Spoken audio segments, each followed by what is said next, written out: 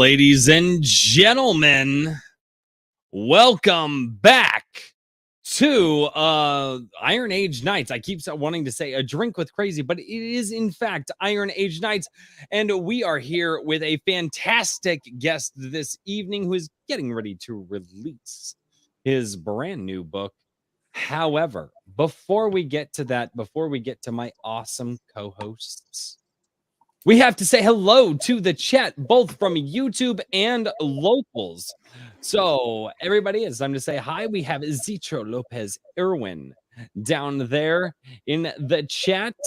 We have a Wrangler. Hello, good sir. How are you? James Esparza is down there. Swift Sword Rush.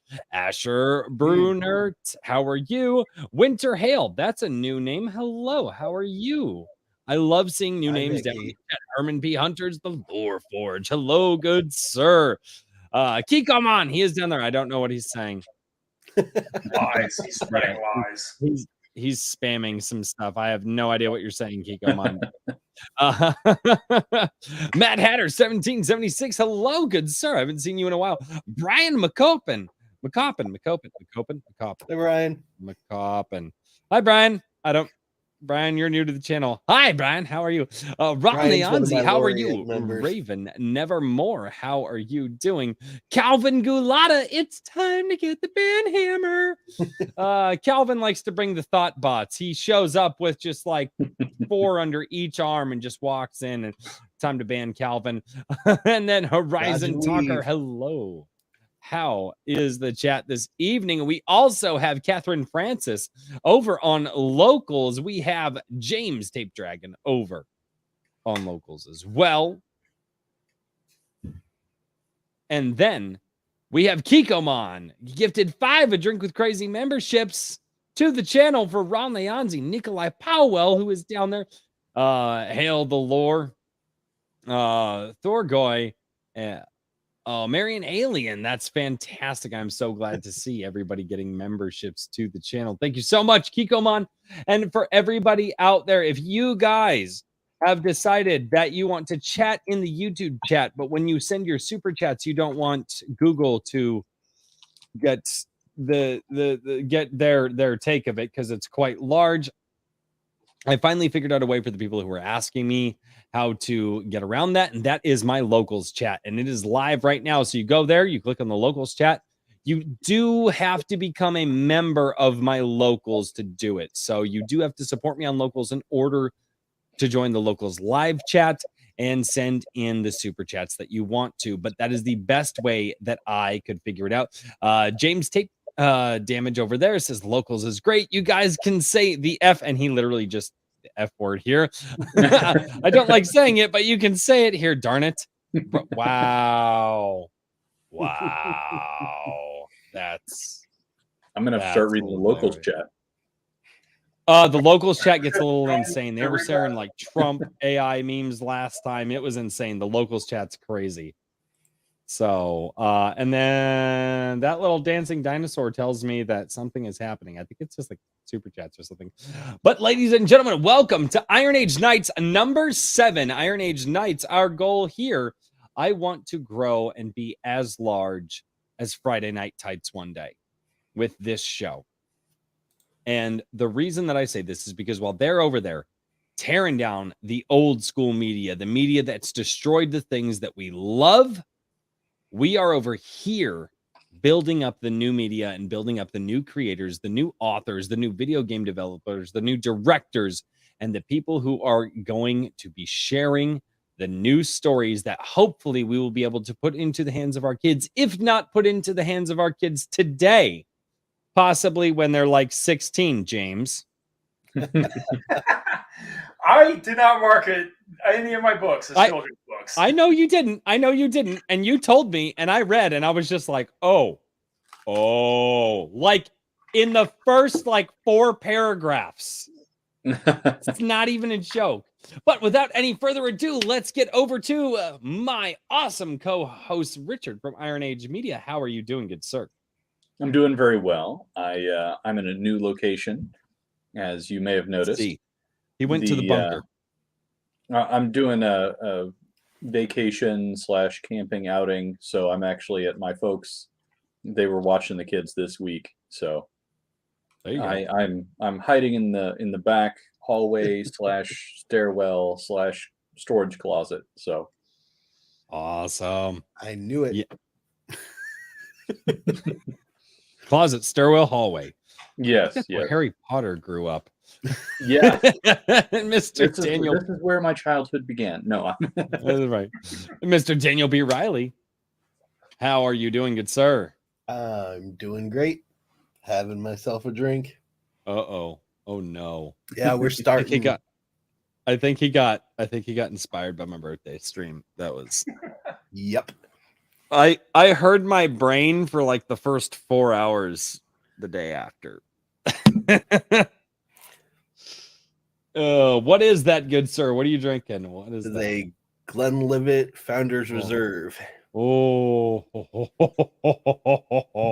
yes. Glenlivet is very nice. All right. And we have a puppers on stream. Who is the puppers? This is a 2-year-old pupper who is a COVID puppy that has anxiety issues, as many COVID puppies do. Aww. This one is River. Hi, River. She is a Hi, good River. girl. Everybody say River in the chat. Yes. That goes for you people on locals too. River in the chat. Gotta pet the doggo. Yes. It's a beautiful dog. And our special guest this evening, who probably won't be on stream. He's just going to show the puppers. But I think most people would appreciate this. Mr. James Krake, how are you doing, sir? I'm doing pretty well. I've spent this week trying to reach out to various communities because I've got a book releasing on Monday. You do have a book releasing on Monday. Would it just so happen to be this book, good sir? It would. You are the proud owner of the only other copy in physical existence right now.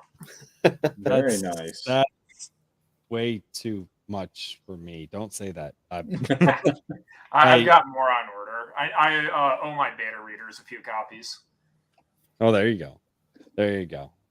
Thank you for calling me a beta. That makes me feel wonderfully special. I appreciate it. You're an advanced reader.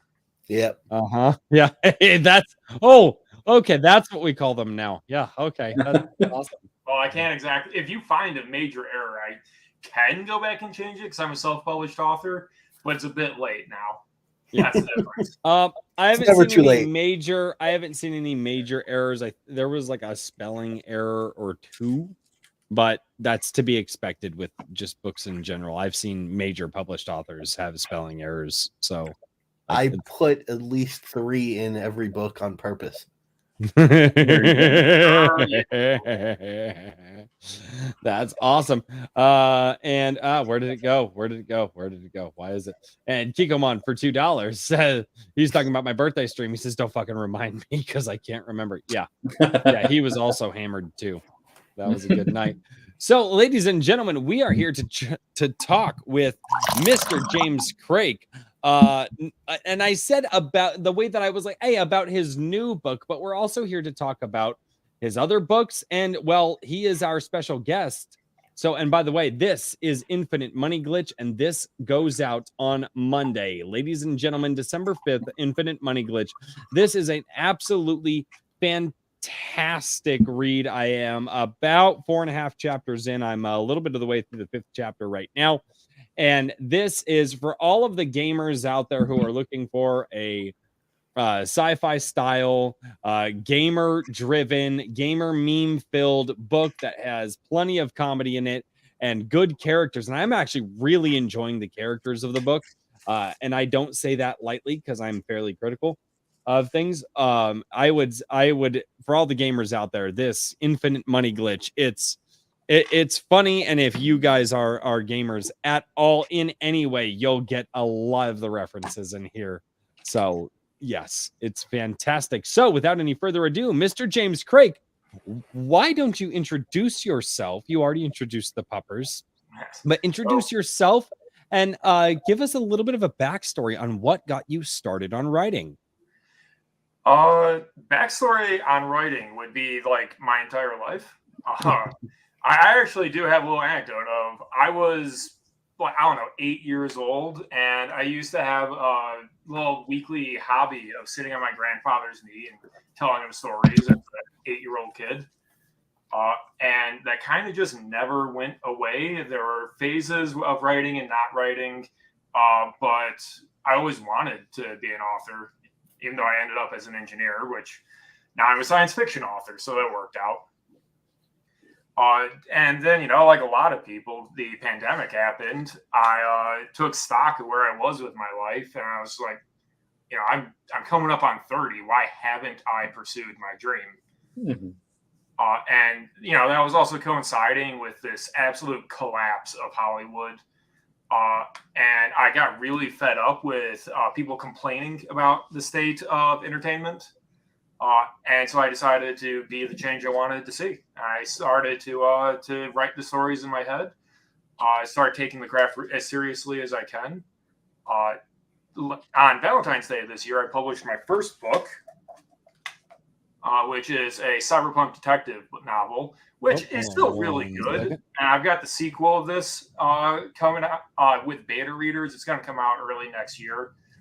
The sequel is probably my best book to date, which is probably a bad thing to be doing while I'm trying to sell Infinite Money Glitch. But I keep getting better, so that's a good thing. No, I am actually really enjoying Infinite Money Glitch. It being your third novel, if I'm not mistaken. It depends on if you count the web novels. I don't know. Do you count them? So I have conflicted feelings. The web novels are just kind of fun. I've got a really good epic fantasy series going for free on Railroad. It doesn't go through the editing rigor that the books I release on Amazon do, so I have somewhat conflicted feelings about counting them. I have a goal of publishing 100 novels. And I figure that'll take me 25 years.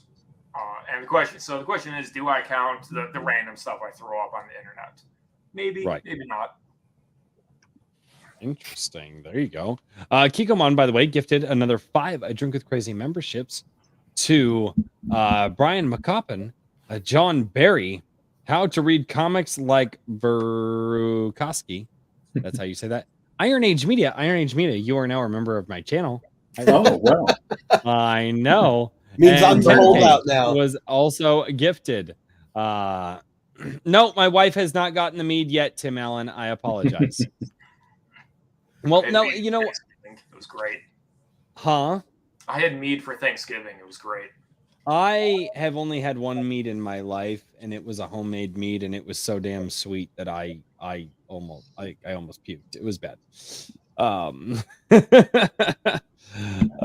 So that being said, so your goal is to publish everything, and I've spoken with you privately on Gilded, but something that you said to me that I want to touch on here is your accelerated timeline for how you're writing your novels and like what your plan is going forward, at least for the next 6 months to a year.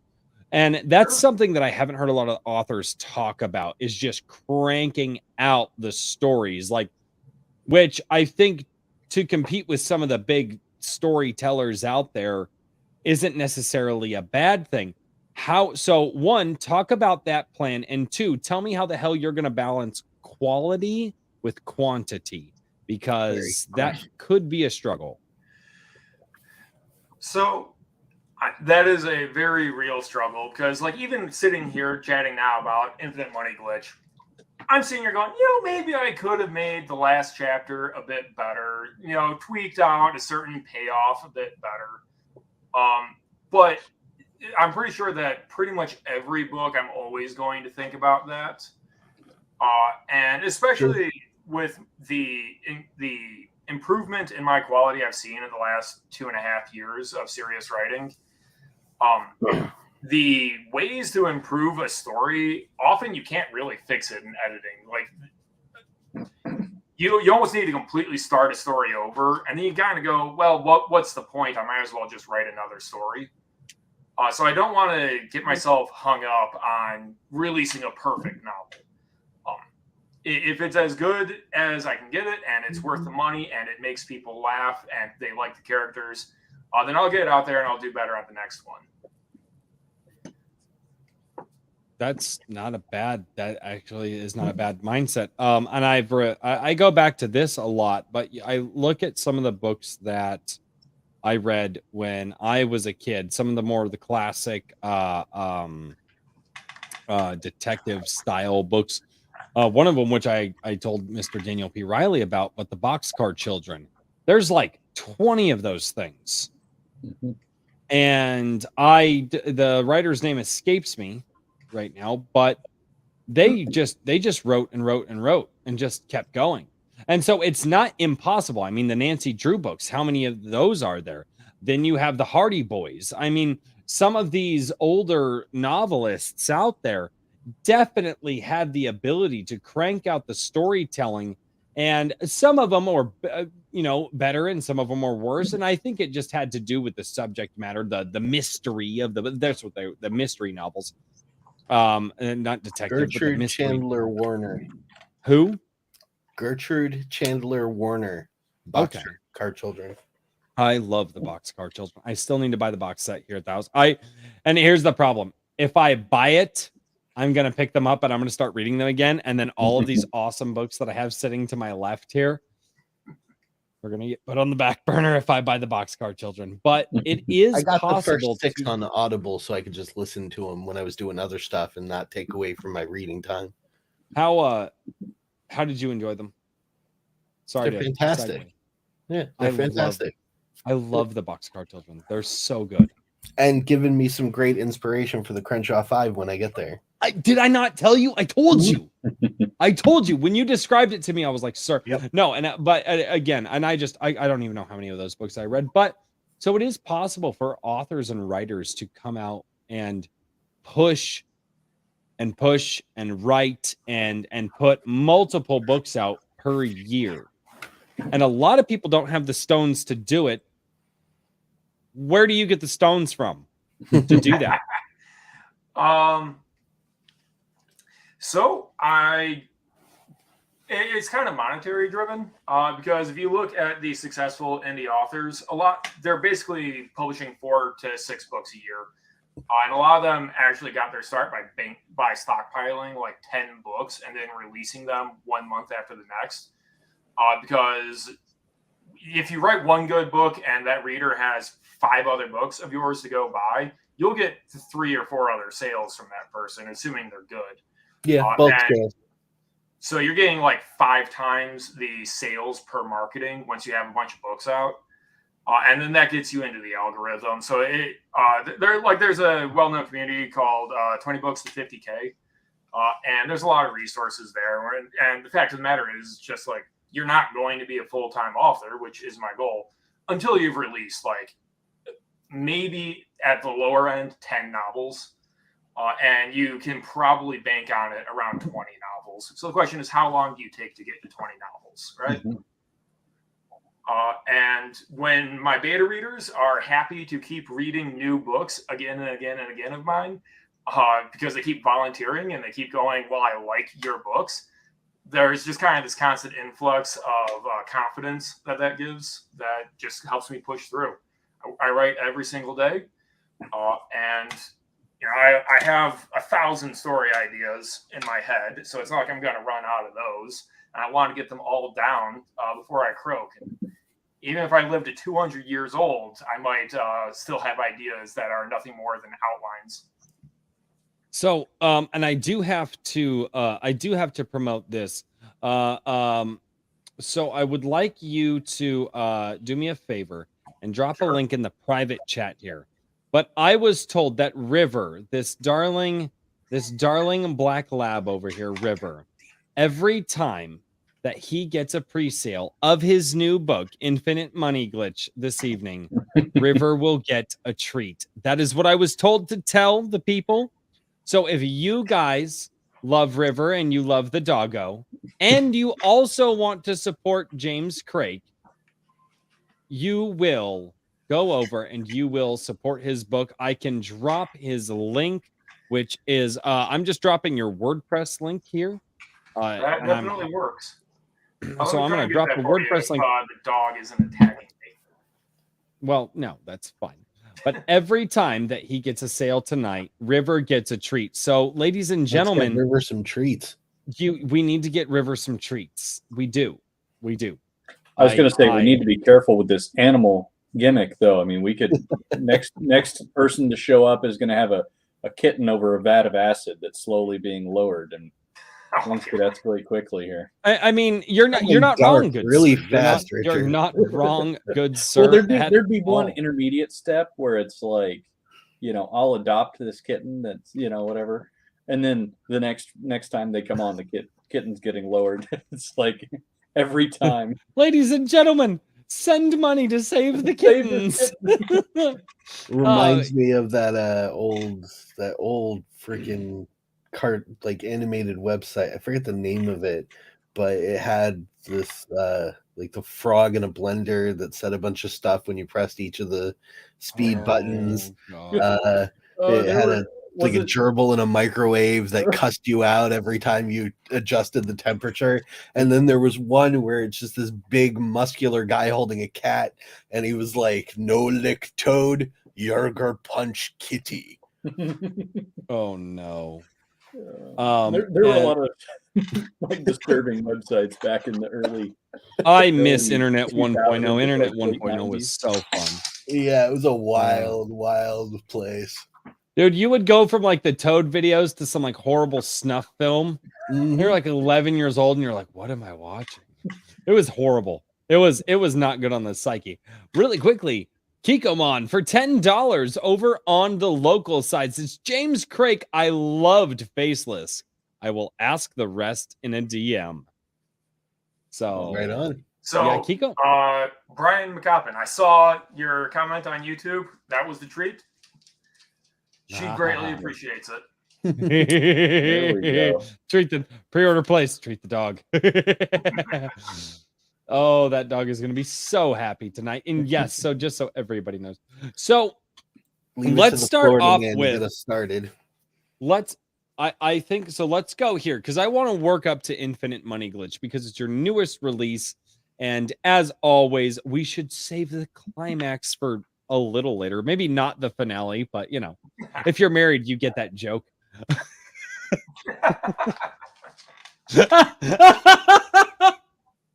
I'm sorry, Richard.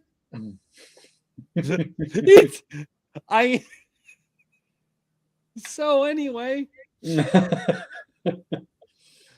let's start with your first book, which is Faceless, if I am not mistaken. Mm-hmm. Faceless. Now, I have not read it. I am not going to pretend to have read it because that would make me a terrible host, but I would like you to go through it and talk with us about how you came up with Faceless, the premise, and what made you want to write the style of stories that you're telling. Because if I'm not mistaken, you like to tell somewhat of mystery stories.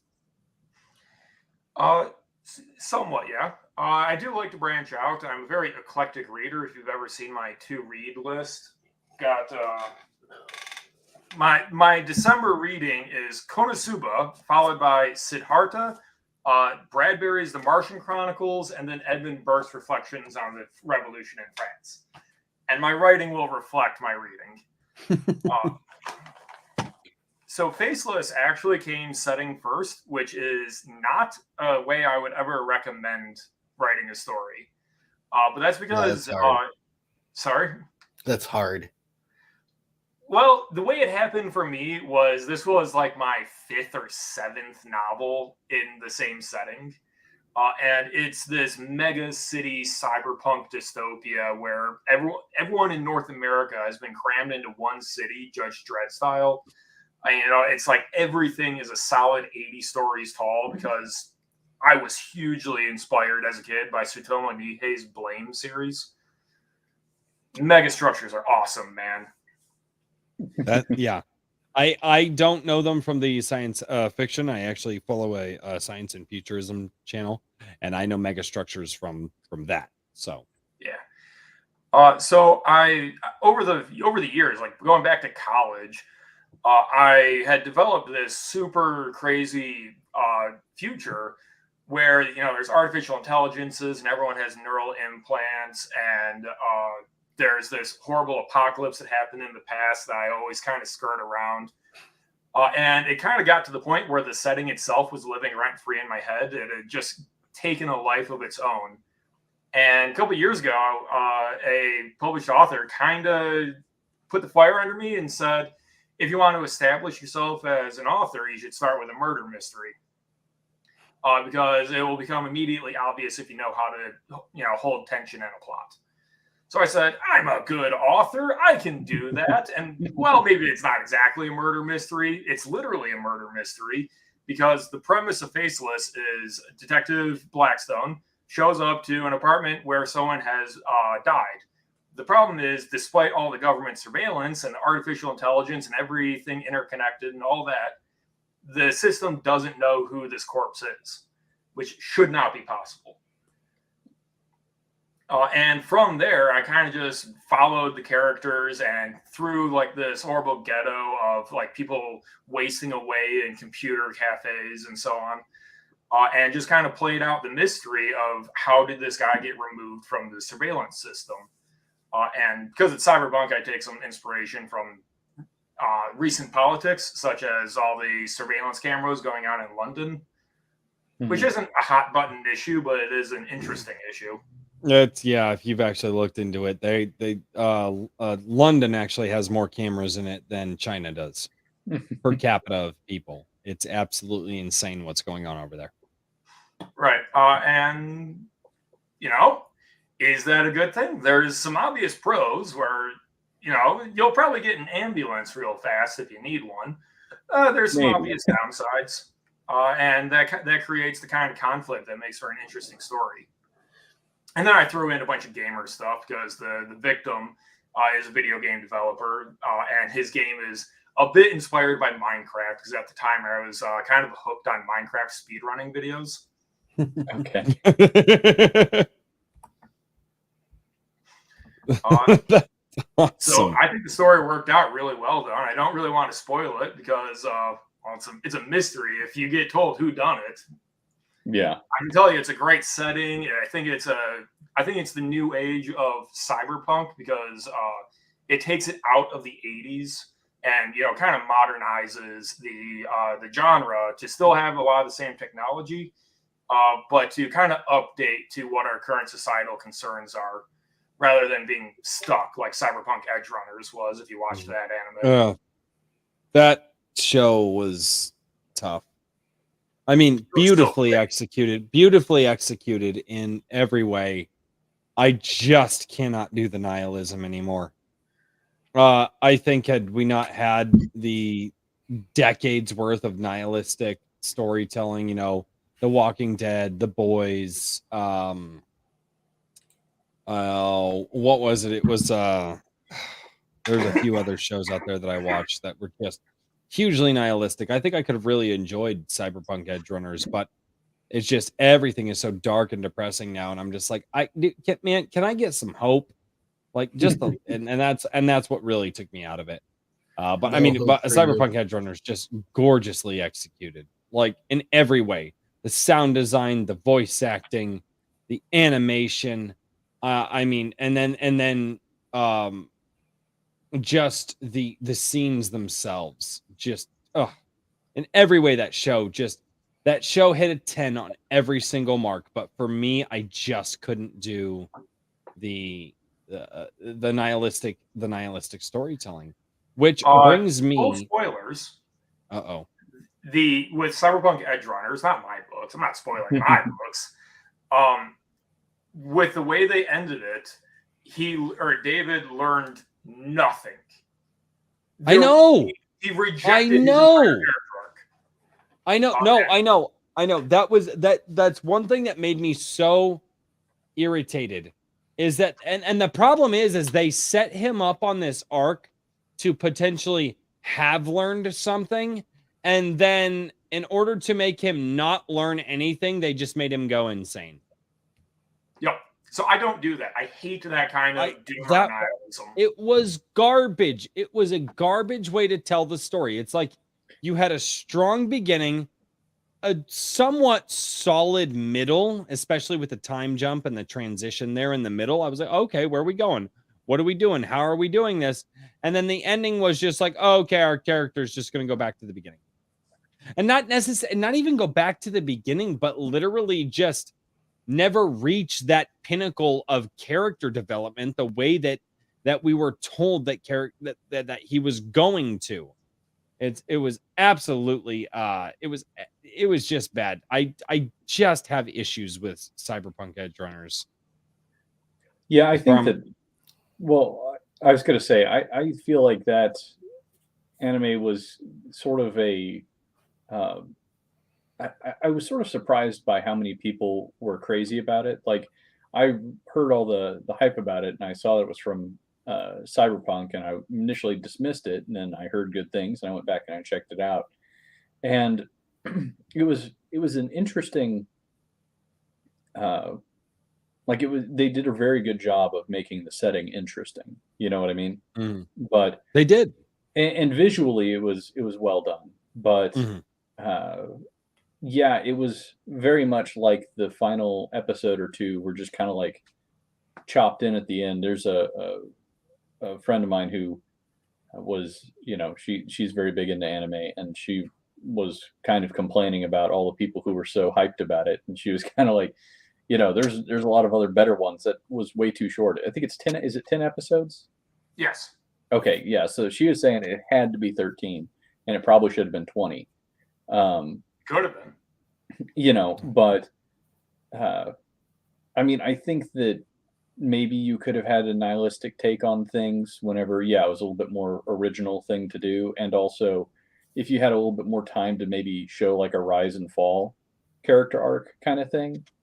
But none of it really, I didn't think that worked so well. Mm-hmm. But anyway, enough about Edge Runners. I don't want to. No, we do, however, have an important $5 tip over on the local side from Frequency Studios. He says, I want to give River a treat, but I already pre-ordered last week. How can I make this happen for the awesome pooch? There we go. All right.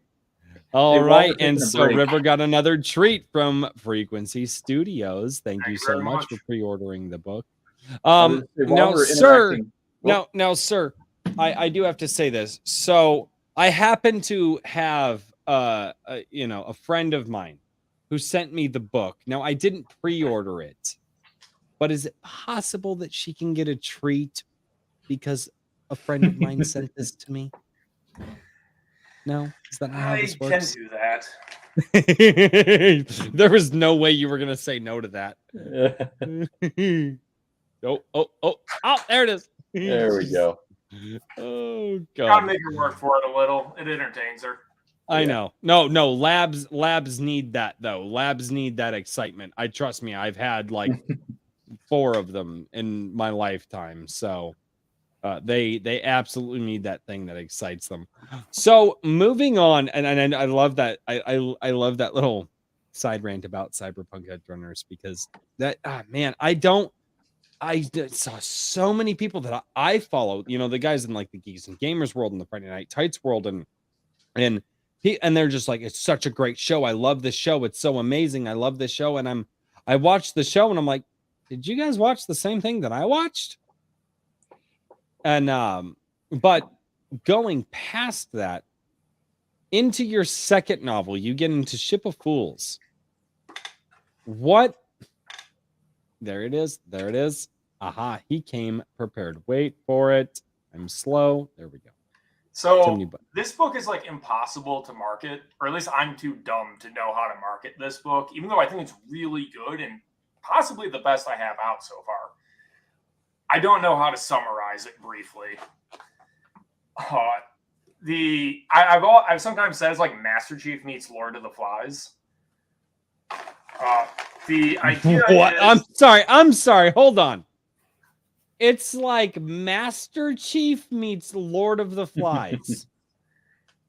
Doesn't make sense, does it? Sir? All right, now you're going to have to sell me. What were you smoking? Did you hang out with Trippy Soul the night you wrote this book? No. So that's probably a bad way to summarize it. Because what it is he's a Space Marine super soldier, is the main character, but he's in a situation where the ability to be violent solves no problems. He is stuck on an unarmed refugee ship in deep space waiting for rescue along with 1,000 other refugees.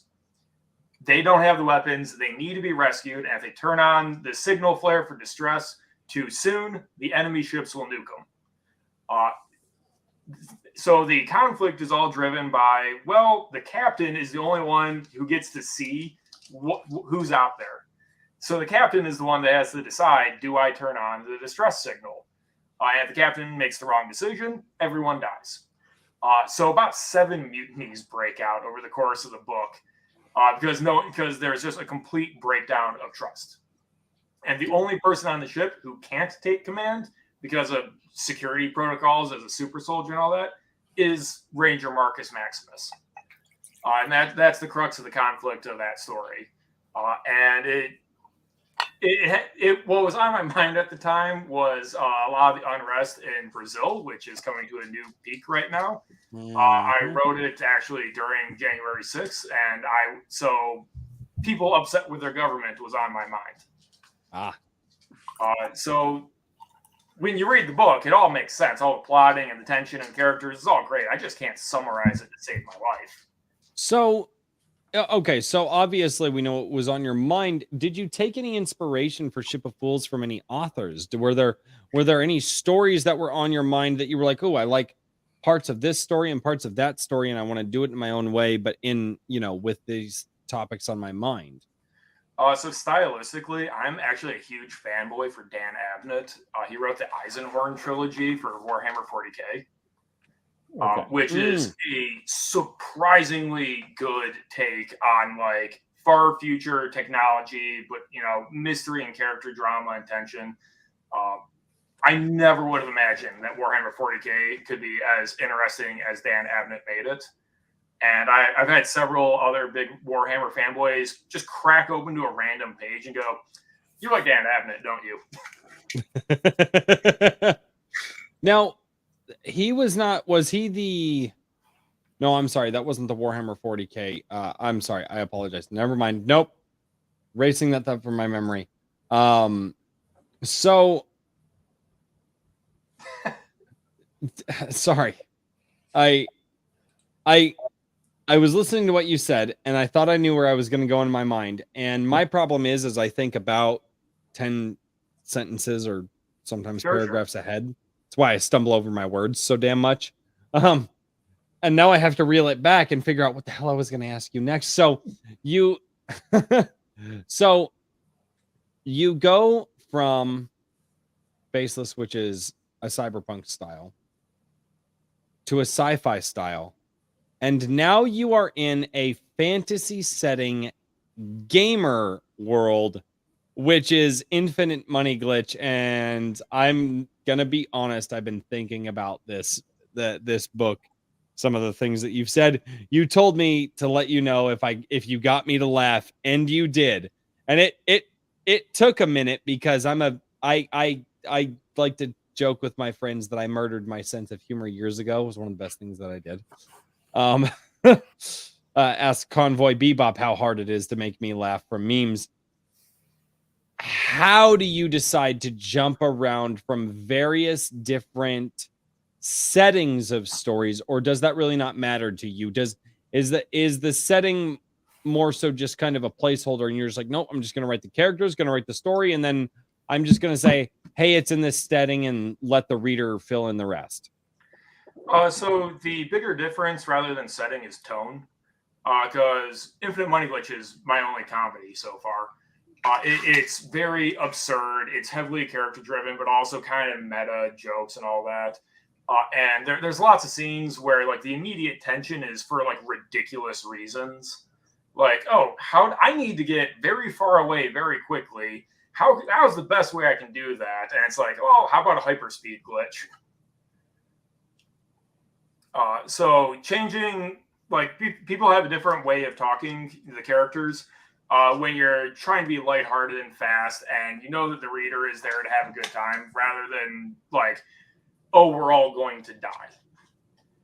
So switching between those tones is a lot harder than like, oh, this is a far future. They're on this super heavy, hard sci-fi like The Expanse, which I was also reading at the time of Ship of Fools.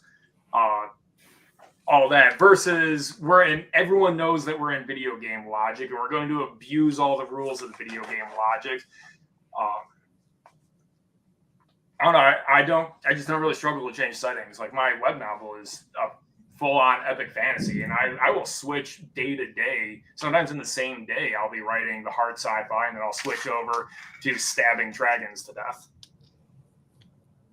No, and that and one of the things that I really do enjoy is having the ability to from day to day, because and it's something that I actually found is quite refreshing. Also absolutely terrifying. For me is I like having so many different styles of things in front of me to read. I am currently in the middle of 3 books that I have physically in my possession, and then a name I will not name, but somebody asked me to not proofread, but read and give thoughts and opinions on a draft of their book, and so I'm actually reading that as well. And what makes it so fun is that I like from day to day I actually have the different. Hold on one second.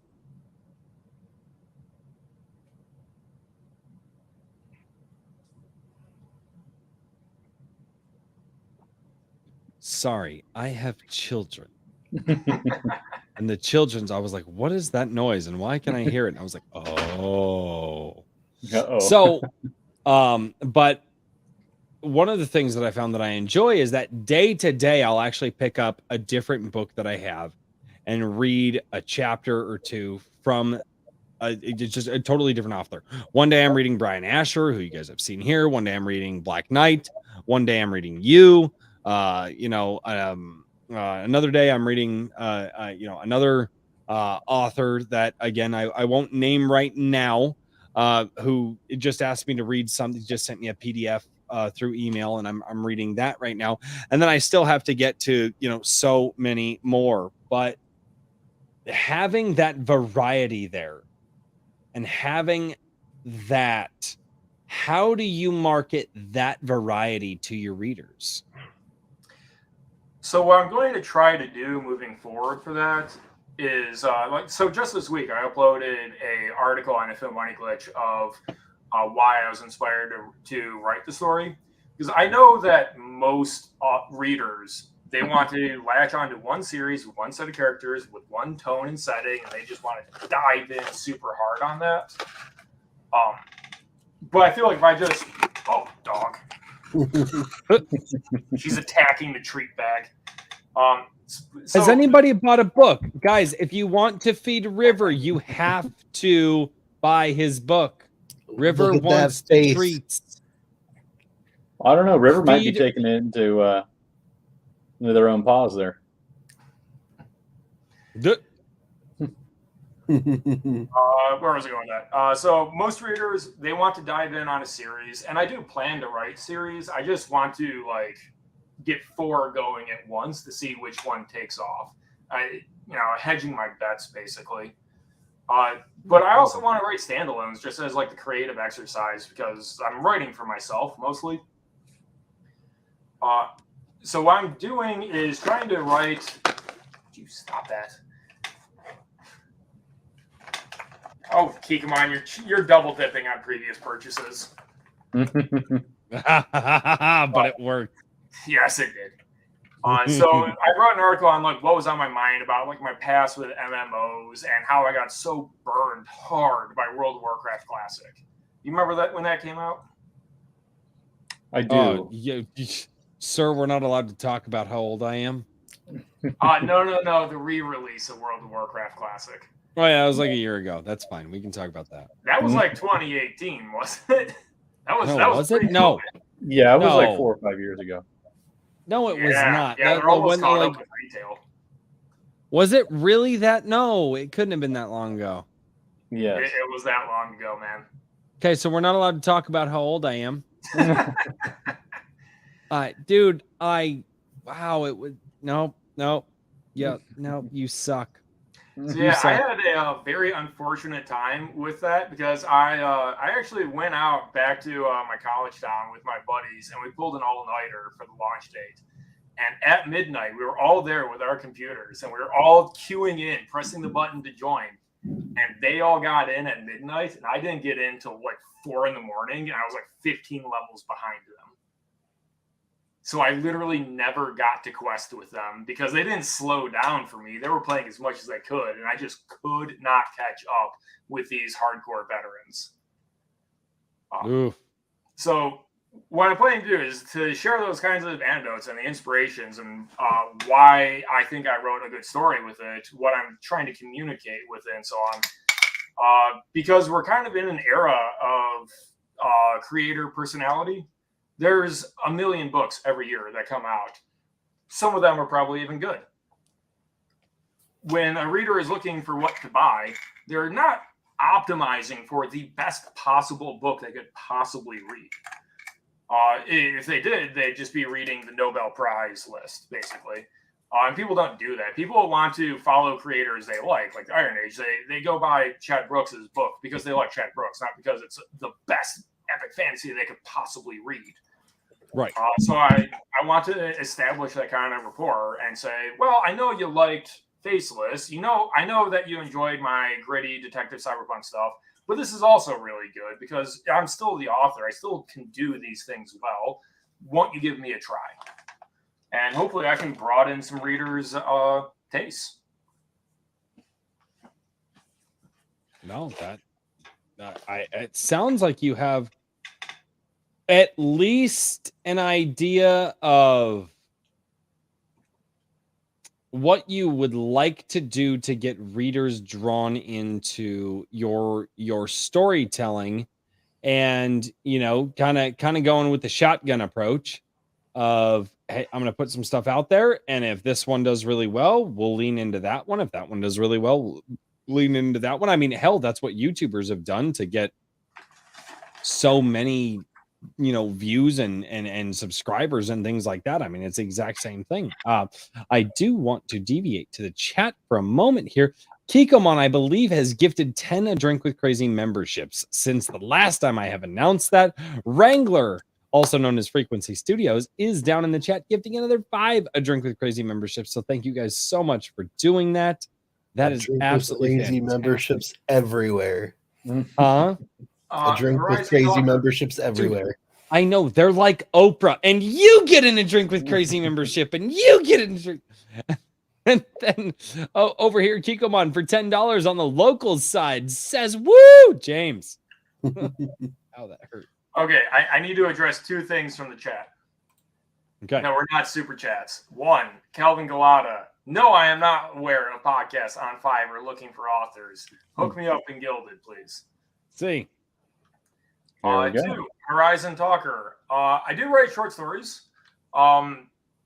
I often don't know what to do with them.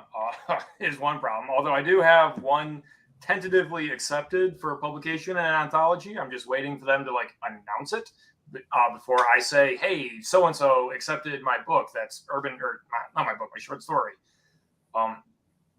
What I'm doing in the interim until I get into more magazines and anthologies is my web novel is free. I mean, that's typically what I tell people. If you want a taste of what I write, go check out the first few chapters. The first 9 of my. Is that available on your WordPress? My WordPress has the first chapter of all 3 of my novels. At least it should. All right. There it is right there in the chat. I did that with Velo when it first came out. I don't trust Amazon's ability to make Velo succeed. I think they made very obvious mistakes with Velo. Oh, yeah, absolutely. But it still worked as a place for me to put the first couple of chapters of each of my books and out for people to look at in one centrally located place that I didn't have to create a web page for. Mm-hmm. I completely understand the appeal. Unfortunately, there's like 1,000 good things to do to get the word out, but they're all like okay, not spectacular standout ways. You know? I want to ask this question. I want to discuss somewhat very, very, very mild spoilers. Like what I considered mild spoilers. And as a person who doesn't give a damn about spoilers, I would like to discuss what made you choose to go with the perspective of the main what made you choose the main character and the perspective of that type of character in Infinite Money Glitch, being that character is an NPC in a video game? What made you choose that direction? Sorry, I said that as just about as vaguely as I could possibly say. So the structure of the inspiration was the GameStop short squeeze. It was the idea of get this limited resource. My mother followed that and thought it was awesome. Yeah, that was a real David and Goliath, like amazing. A bunch of random apes that wouldn't let go of their holdings versus all of Wall Street almost bankrupted the entire system. That was great. And the narrative arc of so many people losing their freaking money on that. I thought there was just such resonance and meat to what happened there that I wanted that indignant frustration of a character who can see all these billions of dollars moving around and making people wealthy, but because he's an NPC, he's not allowed to participate until he finds an error, basically. And in the very beginning, in the first little Indiana Jones introduction plot, basically, he flukes into a mistake because he was doing something completely unrelated and caused a huge price spike on a material that he has. And that leads him into the rest of the plot, basically. And there's also just kind of some functional considerations. With him being an NPC, he can't leave the game. I get to set the entire story inside this fantastical world of golems and liches, and we're gonna have to go fight the Phoenix. We have to grind that to get his drops. But there's also like these crazy player characters that are in it for like cosplaying and speed running, and we're farming gold to sell for actual money. Being an NPC, I never have to go back to Earth, where it would make more sense to actually play out a lot of the plot if that was possible. It's because I work for a living, Tim Allen. You should know that, Tim Allen. And also, he's the tutorial merchant. He's the first NPC that you meet and the first one you forget. No, and and that was one thing that just like, so I'm gonna be honest. So I start reading, and again I'm in the middle of quite a few different reads right now, and I think I got your book, and I was trying to catch up with one book, and I made the mistake, and I've realized this now: never read two books in the same night, right? And it's not because I can't keep the story straight, because again, I have 4 different stories that I'm reading right now. I can keep all the stories straight. What's hard for me to do is switch gears from the tone and the speed at which the stories are going. And that doesn't necessarily mean fast or slow stories. It could be a range in between. But when you're reading, and so one of the things that really screwed with me, and I made the mistake when I picked up Infinite Money Glitch, is I was trying to read something else that somebody had sent me, and then I switched over to your book, and I just didn't get it right. And then so the next day I go, and the only thing that I read was was a chapter or two of Infinite Money Glitch. And as I started reading it, which also, by the way, James, I will credit you for this. Your book helped me read one book per day. I can read multiple books at the same time, but I can only put my focus on one per day so I can truly enjoy it. And when I started getting it, and I started understanding how you were telling the story from the NPC's character perspectives and how you were setting up the world. And then I started thinking back on some, like, that very first scene in the book. You start with gamer memes literally from the first scene of the book. Like, and I said, and as I'm reading, I'm literally thinking back about those first few pages, and I start chuckling a little more, like, this motherfucker. Like, and gentlemen, Richard and Daniel, I would say this: Infinite Money Glitch is definitely one. You guys, I've already recommended it to one of my gamer friends because I was like, dude, like, seriously, I know, swear jar, Tim Allen. I know. Okay. I'm not a saint. Okay. But it was, I started thinking about it, and then I'm getting through the book and I'm kind of thinking about it, and it's making me chuckle. And then there's this AFK character whose name you learn later. But the way that the AFK character's name was revealed, and it's in like chapter 3, made me belly laugh so hard. I was like, are you effing kidding me? Right? And it's just how it's done, and just how you made the characters function in that world was wonderful. I loved it because everything, especially once I got my head into the mind, because I didn't have it the first night, because again, I was reading somebody else's book, and so I was in a totally different mind space, and then tried to read your book and it didn't work.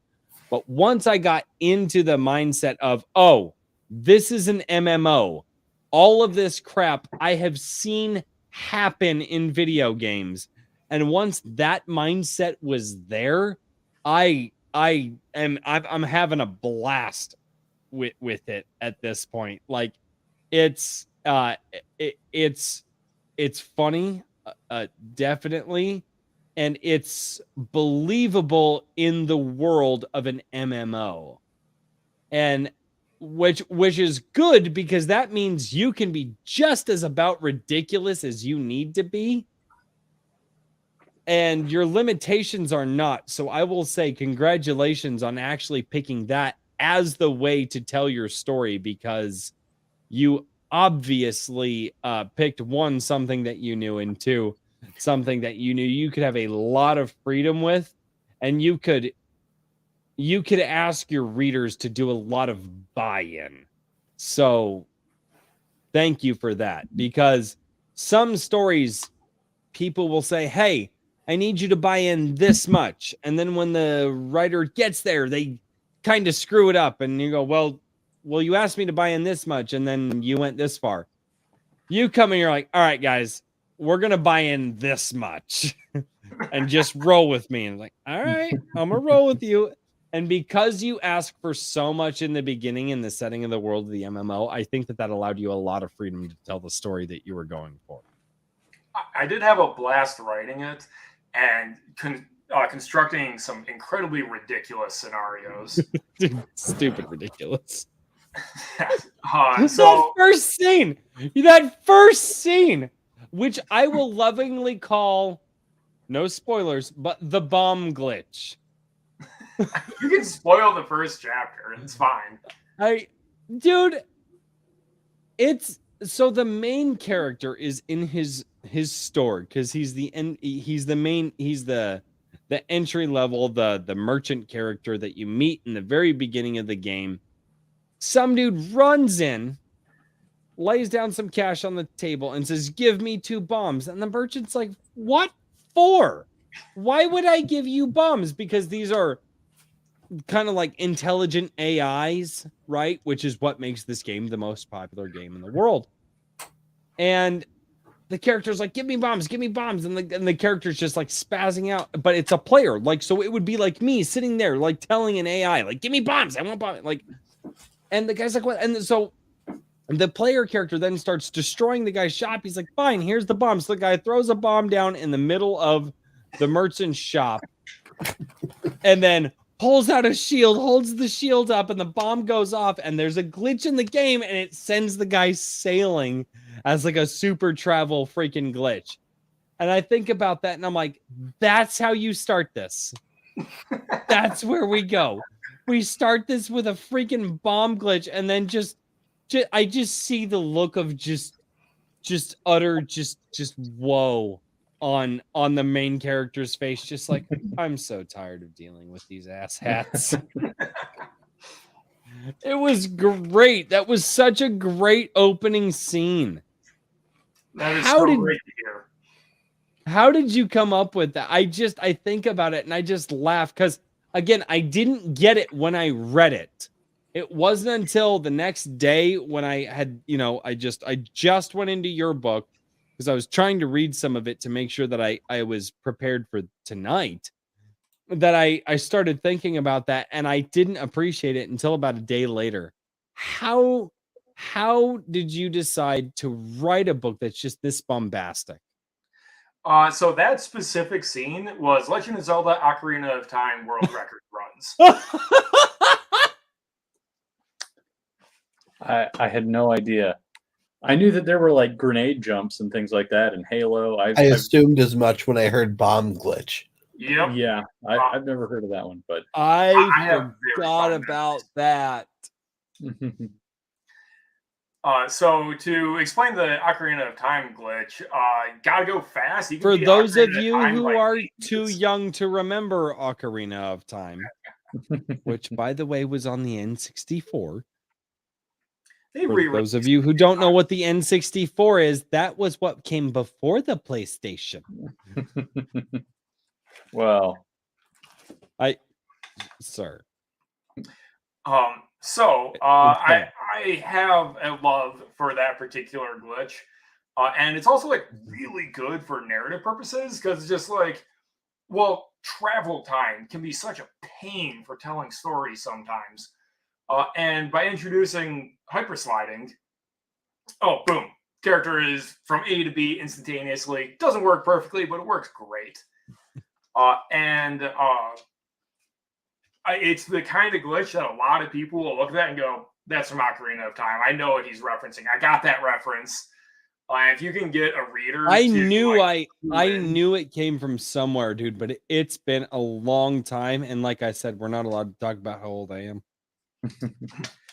There's also a YouTube series called Viva La Dirt League. Dude, I love Viva. That's a buddy of mine. Actually, the buddy who I recommended your book to introduced me to them. Yeah, so they're hilarious. And yes. I definitely may have possibly inadvertently stolen some of their jokes. They're old at this point. It's hard to remember. But the idea of an NPC merchant just getting harassed by players trying to complete their quest quickly, I just wanted to bring that in with a recognizable glitch that sets up a lot of future jokes. One of my huge inspirations is the late Terry Pratchett. Have you read any Discworld? Yes. Yeah. No, I was a movie guy. I prayed to God and said, "God, I'm not a reader. I want to read more books," but and now I talk to authors on my YouTube channel. I literally am the most of movies based on Terry Pratchett Discworld books. I'll get you a list at some point. Please do. Discworld is 10 out of 10. Yeah. And Hi, one thing Terry River. Pratchett does is he will tell a joke, and then he'll tell it again with a funnier punchline, and then he'll tell it again with a funnier punchline, and then he'll tell it a fourth time, and it's like how the heroes save the day is that same freaking joke. And the repeating of the humor just gets like exponentially better. I don't know if I got that good because he's probably unrivaled in the craft. I'm not that good, but I aspire to it.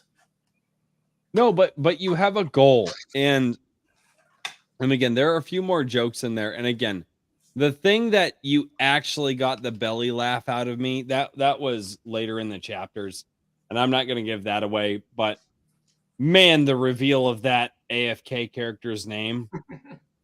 I had to tell my wife about it, and she just looks at me and she goes, "Really?" I'm like, "Babe, you don't understand." And like it just because it's a gamer trope, and you did it well. And it's like, and he turns around, and the person challenging him is, and you're just like, that's hilarious. Because you've gone through which by the way, you did something there that not a Hollywood producers know how to do now, or Hollywood writers. You actually did something called setup and payoff in 3 chapters with this simple comedic joke. You literally set the joke up and then paid it off in that moment. And it was, and I actually appreciate the fact that you appreciate setup and payoff. Oh, it's critical. Absolutely. Richard, you, I believe we're trying to chime in potentially. I was curious. I was like, if it's like most MMO naming conventions, shall we say, I think I might know where this is going, but I'm curious to find out. I was just saying, I was I didn't get private. I'll send it in the private chat because it's too funny, and I will send it in the private chat. But I didn't get an advanced copy of the book, but I was reading the what I guess the back cover, the blurb on Amazon or whatever, and I was like, this sounds like a fun book. And there's some books that I just you can tell the author had fun reading or writing them, and so it's like, you know, sometimes whenever people are, you know, shooting for like ultra serious and everything else, it's like, you know, you want to like really slow down and you know, be critical about this, that, and the other. But it's good to see you having fun and then also incorporating, you know, the key elements of good writing. So I'm looking forward to it. I'm gonna have to check that out. It's fun. It really is fun. I enjoy it.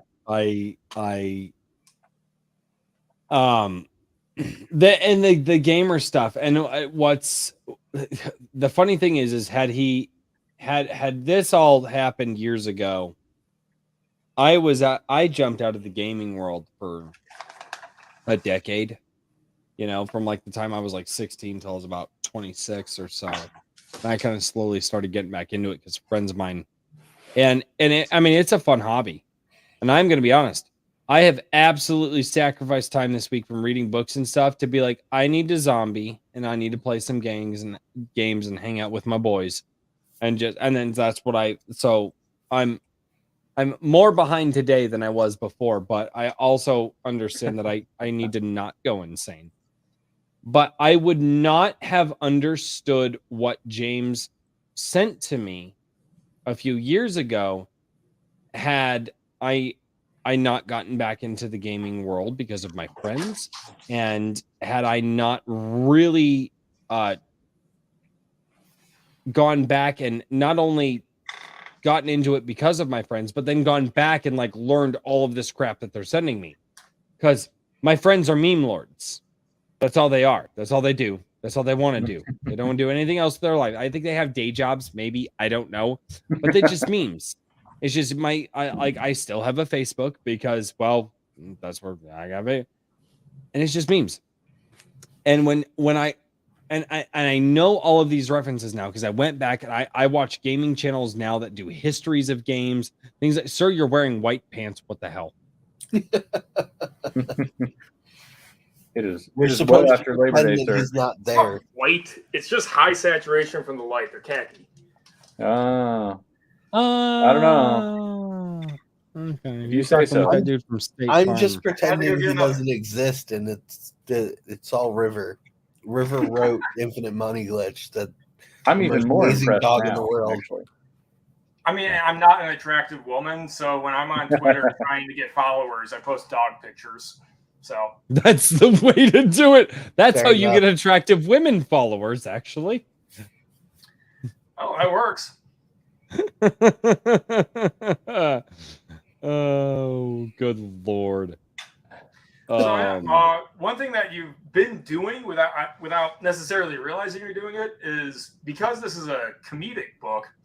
By attesting that you're laughing to the book, you can't fake laughter. Mm-mm. You know, that is like the most honest form of marketing that can happen for a book, I think, is I'm telling people this is a funny book. And I'm having other people saying, yeah, I'm laughing hard at this book. And that's like the instant appeal of, well, why should you buy this book? Why should you give me the money and the time? Oh, it's because it's hilarious. I will be right back. I have to go upstairs. My wife is away, so send help. But I do need to go check on the children's. I will be back. Mr. Daniel P. Riley, Mr. Richard, please take over and make Sounds sure good. to get River lots of treats while I am gone. By the way, Swift Sword Rush. I'll have to check out Doom Eternal. I've never actually finished Doom Eternal. I try not to watch games I plan to play, and Doom Eternal is definitely in my Steam to play list. How long is your Steam to play list? Oh, so next year I'm going to start a Twitch channel where I'm going to try and beat all the games I've bought. Oh, geez. That's keeping me busy for 5 years. Yeah, no joke. Yeah, my Steam library is pretty atrocious, honestly. But I was also going to ask you the opinion piece that you put out on Iron Age Media this week about timelines and everything else. Have you gotten any feedback on that? I was going to say it seemed like I was gone while that was went live. So I saw mostly positive reactions. I also had kind of trouble sorting through Twitter because Raul Nyanzi tagged me in a Twitter thread that turned into a total, tweet storm there, and so I had like a bajillion mentions. So yeah, I feel you though. So I advertised it in some of my writing groups and in Razorfist Discord and a couple places on Gilded. And everyone who bothered to read it and react was just like, hey, man, this is really good insight. I think this is fantastic. This is a big help to new writers, which was like the secondary thing I wanted to do with that timeline article. Because the first one, to very briefly summarize it, is an appeal to everyone trying to support the Iron Age to be patient. Mm-hmm. Literally, if you say today, I want to write a great novel and sell it, it's probably going to take a year before it's for sale. Yeah, absolutely. And there's good reasons for that. In the article, I basically just lay out the steps and add up the time and go, ta-da, 1 year, like calm down.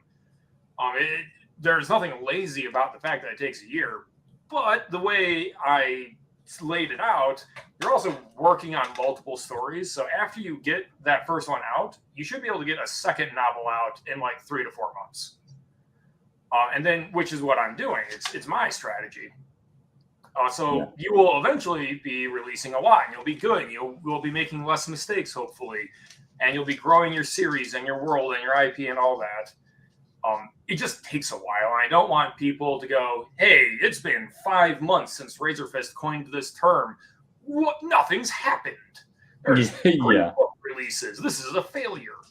That's just ridiculous.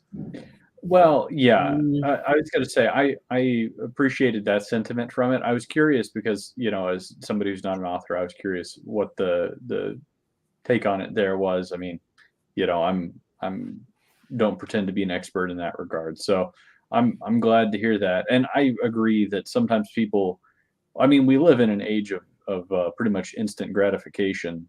So, content just keeps getting shorter and shorter and shorter. And so I think people have a real problem with the amount of time it takes to consume a book versus how much time it takes to create something. And you see that even with comics and whatnot. People are, it was drawing takes so long. Yeah, it really does. And but I mean, I think it's all just different mediums. Creating anything takes quite a bit of time, and so it's very difficult to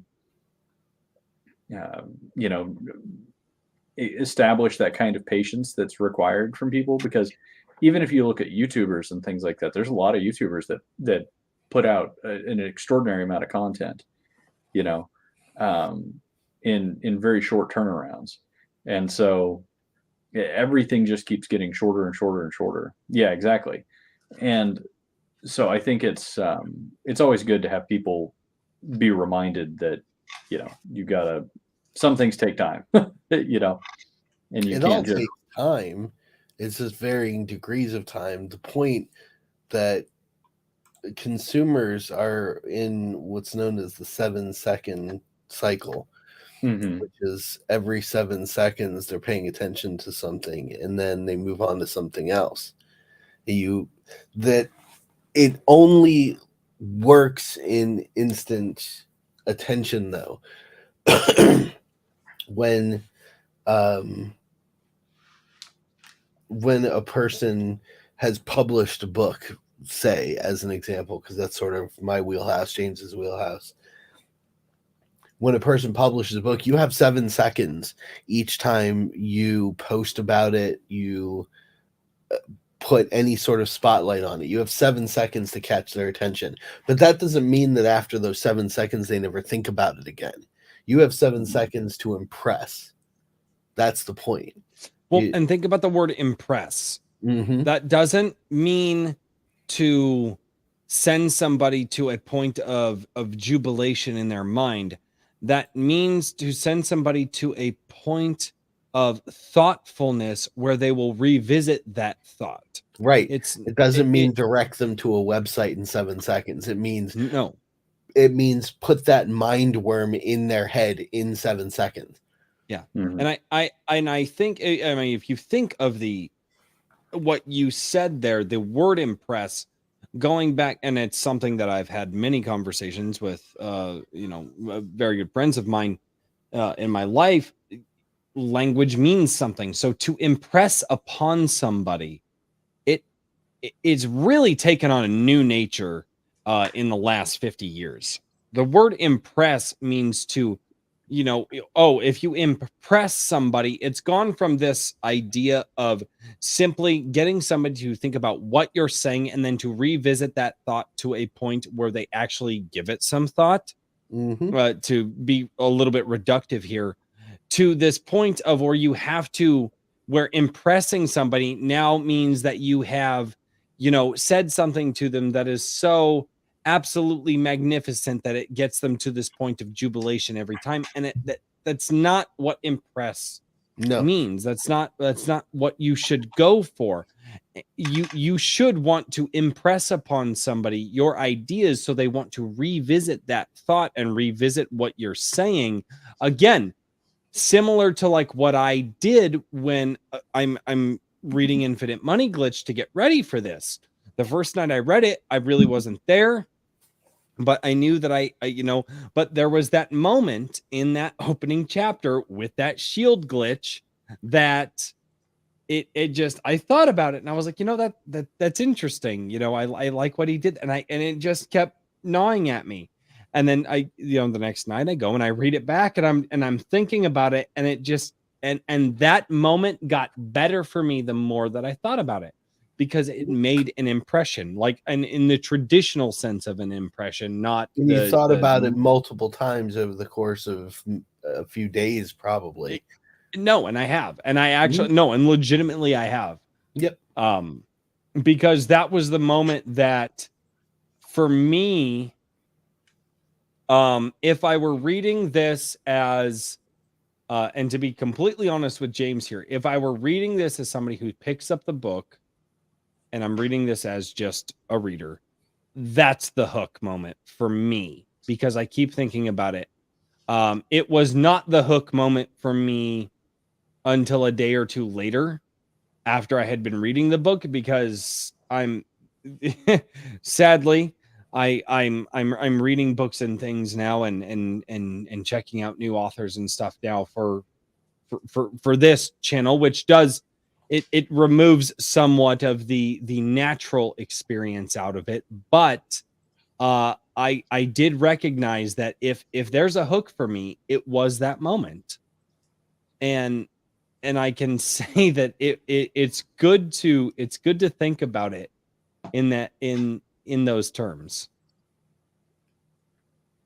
Yeah, comedy is all about the punchline. So when you're writing a story and marketing a story that is inherently meant to be funny, your punchlines need to hit, and like take a moment if you want to and think about all the jokes, how many of them you start with the punchline in your head. Like you think of the joke of, what was that joke about the this, and it's always the punchline that you remember first, and then it takes a while to remember the rest of the lead up. So with a comedy book, Royce is correct. The punchline is that moment of impression. It's very important, and it's very hard to do quickly. Maybe smarter people can do it quicker, but that was as fast as I could get a punchline in after establishing this is the world, this is the character, this is the other character, this is the conflict. Boom, joke. And it took maybe 3.5 pages or something like that, if I remember correct. Yeah, it was not. It was not a short punchline to get to for being your first punchline, because I would say that was your first punchline of the book. Yeah, there's kind of the oddity of when you get the description of Abby, the speedrunner, where he's literally like he hit random on the Oblivion character generator. Yeah. No, and they care, and here's what's so funny too. Abby, which is the character's name, he comes back. And he's just the thorn in the side of this guy, and he's just like, why is this person here? Please make him go. But here's what makes the whole book just a great joke for me, and the punch, and having many punch. It's a comedy skit. Let me rephrase that. Here's what makes the whole book a comedy skit. You are viewing this from the standpoint of an NPC. All of us have played video games, where you go in, how are you doing today, hero? What would you like to buy today, hero? Oh, did you collect your items that I have for you, hero? We've all played those games. Welcome to And now that guy who says those lines to us, we are in his shoes. And we get to see the absolute assholes that we are to that guy. and that being the premise of this book is wonderful. It's because I haven't thought of it in those terms, and now I'm just like, oh wow, yeah, so I play Destiny, right? I play Destiny with my wife and our friends. It's a really fun game, and I'm the type of guy, I'm just like, dude, I don't care if I missed items and my mailbox is full. But now, because of James's book, I'm thinking, Well, if that mail lady was really like an NPC, like in James's book, she'd be like, "Please clear out your mailbox. Like, please just come and pick up the stuff. Like, why are you just letting it sit here? Like, I know you don't care about this stuff, and you Like probably trying to have it." shove an entire sword into an already full Yeah, I mailbox know. of gold and swords and like Exactly. tunics and shit. Yeah. Exactly. And that's exactly what it is, too. And she's just like, but then when and she's sitting there thinking about this, and then when I go up to check on the stuff, which I don't care about, which I'll look at and she'll go, "Hello," you know, and she'll be like, "Hello, how are you today? We have some interesting items," because I think she's also the shop as well in that game. And I'll like look at my mailbox and I'll just bounce. And then because of James's book, I'm literally recontextualizing the absolute asshole that I am, and just looking at my like, oh, I don't care about any of this crap. It can just get deleted. While she's sitting there going, "I don't have room for all of your crap. Please get it out of here." Pulling it out and throwing it in a dumpster in the back. Because somebody has to throw it away. And I love that humor in this book, is that you're from the perspective of characters that you never thought you would be able to think of. You get to see this stuff, and I love that. I think that so, and that's one of the questions that I have been wanting to ask. Why choose the NPC merchant from level 1 to be your main character? He's the ultimate underdog. Everyone loves an underdog. How could he possibly be the one to break the entire auction house? It's because no one pays attention to him. Was that really it? Was it that simple? Pretty much. So he has other character traits about like his relationship with Ariane at the bank, and the fact that he's running this. Dude, that scene was stupid hilarious. That was redonkulous, dude. I told my wife about that, and I was like, so he's staring at this other NPC that he's very attracted to, and she's the mail lady. And there are noises in the background, and I am not going to describe those noises. And James, you should not either, because everybody should pick up. I can describe them tastefully if you would like. People will know what I'm talking about. No, because I want people to read this thing, because that was I actually picked up and started reading that on my second night, because I didn't get very far the first night. And when I read that, I was just like, I'm reading that and I'm just like, what the fuck? It was, and again, you don't get a lot of laughs out of me, and you can ask Convoy Bebop with how I am. Thoughtbot noise. You're close, Calvin Gulata. It's not Thoughtbot noises. You're close.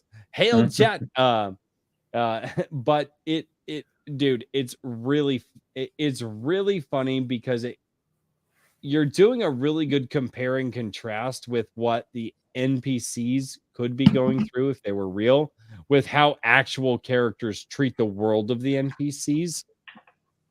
And that's a really fantastic thought experiment. I love it. It's a little bit Mirror Darkly, and that's what makes it fun. Well, a little bit more recently, there was a big, in my opinion, kind of flash in the pan over Ready Player One. Mm-hmm. Did you read that book? Do you have any thoughts on that in relation to this? I liked the book. I liked the member berries. The movie was so critically and obviously flawed. I can't believe that they published or released that. I never saw the movie, so I have no idea. I think I saw parts of the movie. It was bad in comparison to the book, but they're always bad in comparison to the books. Yeah. The Lord of the Rings movies are pretty good. No, they're not. No, whoa. Oh, no. Okay.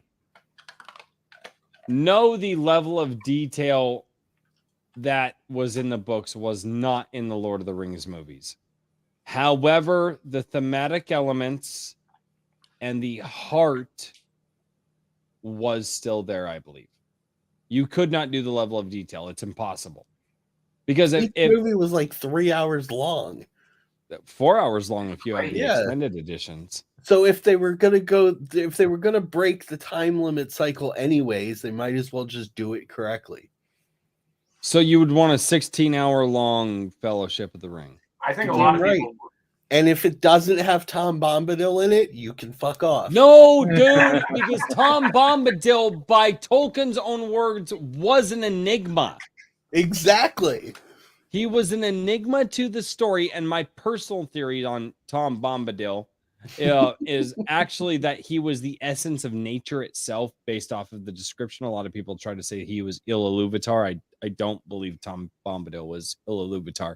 I think that in Tolkien's mind, and I am obviously most likely wrong here because Tolkien is long past, and we may never know this, and he simply said he was an enigma. But I really do believe, based off of the description, where when the forest and all the creatures of the forest were created, Tom Bombadil essentially came into existence. And when the forest is all but wiped out and destroyed, and as the forests are reduced, Tom Bombadil's power is reduced. I think that Tom Bombadil was essentially the essence of nature in the book. But again, something that will never be confirmed by Tolkien, or sadly Christopher, and then the rest of the Tolkien family is just trying to destroy his legacy right now. But no. Yeah, but that's the point that I'm making, is that even though the concept of Tom Bombadil was not central to the story itself, it was still a relevant and very important detail to the universe. And the movies, while I will say they were cinematically good, they're not accurate to the books. In story, no. In essence, yes. Agreed. I will fight you on this. I will fight you on this.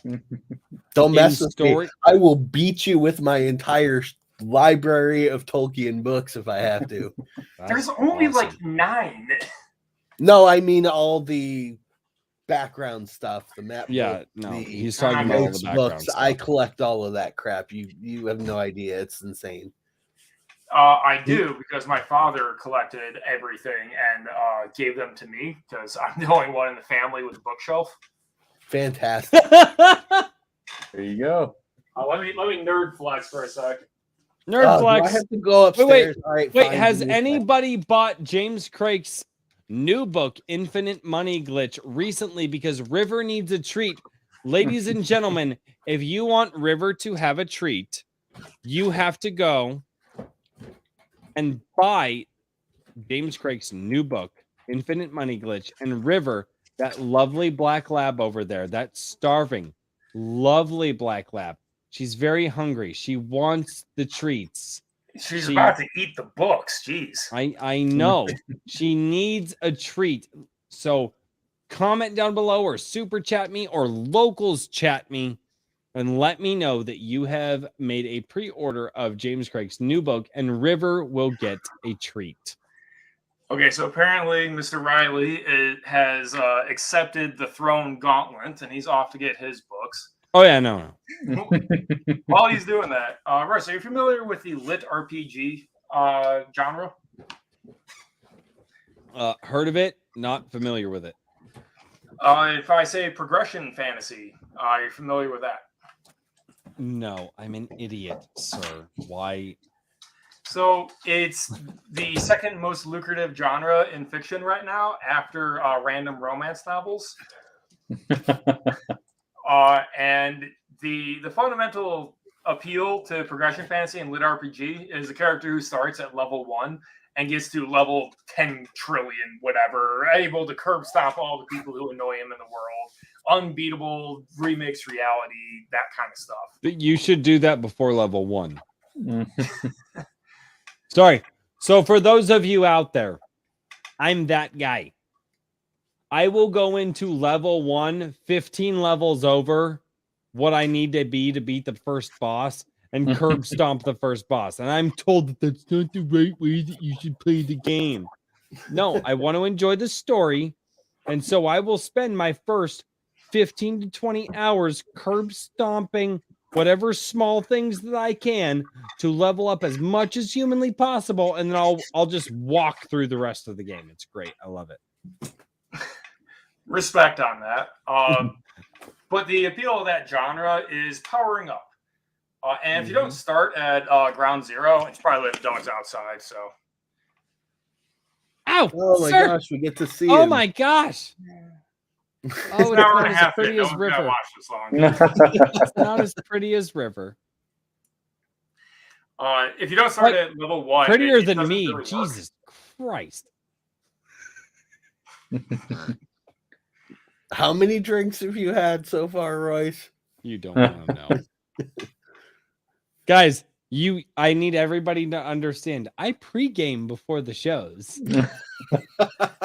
How do you think he gets through this? I'm an alcoholic, not a drunk. There's a difference. So anyways, the reason I bring that up is Infinite Money Glitch is technically a lit RPG. They know they're in a video game. They know that leveling up lets them fight better monsters and win duels with like wagers. And I still needed to choose a character that was at ground level. And a lot of other stories find a reason to like knock them down and give them like a revenge journey or something. Like, oh, he was level 99, but now he has to start over because the antagonist deleted his account. Something like that, right? Mm-hmm. Yeah. Can't really do that with an NPC. So I had to find an NPC that was like level 1 to start the story with. And then give him Raven Nevermore, the paperback will not be available until December 5th. Calvin Galad knows what's up. I'm Zul Gallon.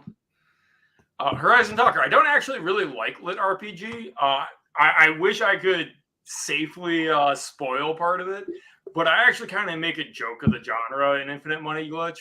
I'm very satisfied with how I subvert it.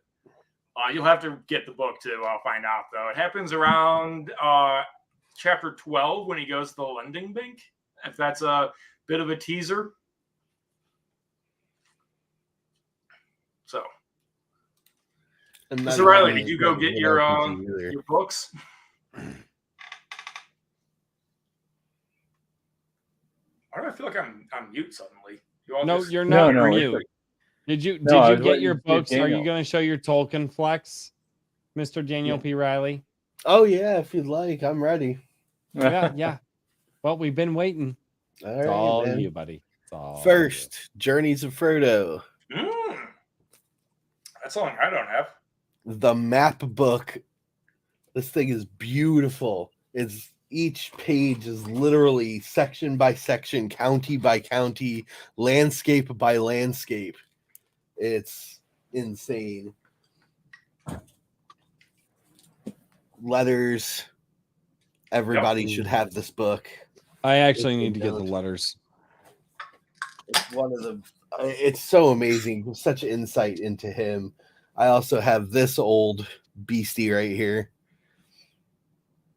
Architect of Middle-earth by Daniel Grotta. It's a really cool background into his design of the language, into his design of the world structure itself. A Hobbit's Travel, Sam Gamgee. This thing is really neat. I don't know if you can see. It's like a diary book. That's awesome. But it has the original art style work as the background and surrounding of each page. It's really cool looking. I never wrote anything in it because I was like, this thing is just too neat to pass up. Illustrated encyclopedia. Full of pictures and explanations of everything. This is only a quarter of what I have upstairs, by the way. I didn't bring them all down. Do you have his translation work? Yeah.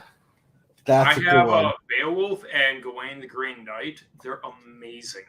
Yeah, that's good. Tolkien's scrapbook is full of cool anecdotes. Like, and this thing it's got actual photographs from his life and explanation after explanation of relevant topics. Like I don't know if you can see, there we go. The St. Michael portrait. That used to hang. We actually had a quite large portrait of that hanging in my school when I was a kid. Yep. Wow. And then I've got the pictures. I have to take back my earlier comment. There are far more than 9 Tolkien books. Oh, dude, yeah. This is only a quarter of my collection of Tolkien stuff. So this pictures book is, there we go.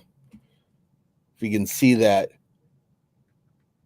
the Hill Hobbiton, it's artwork that was designed that helped facilitate some of the great descriptions that the man wrote.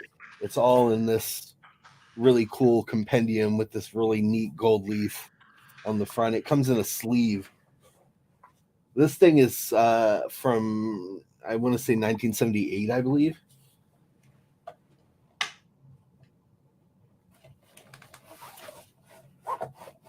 Yeah, I'm a Tolkien nut. I don't know if like all this stuff up here is World War II memorabilia, anthologies, magazines, things like that. I collect rare books and trade them and sell them and stuff from like a retarded bibliophile.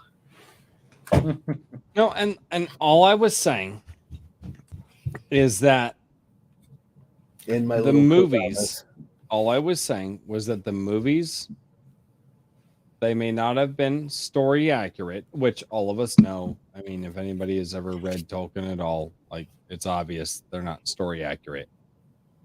But they did stay true, or as true as possible, I guess, with that qualifier there, to the thematic elements and to what Tolkien was going for.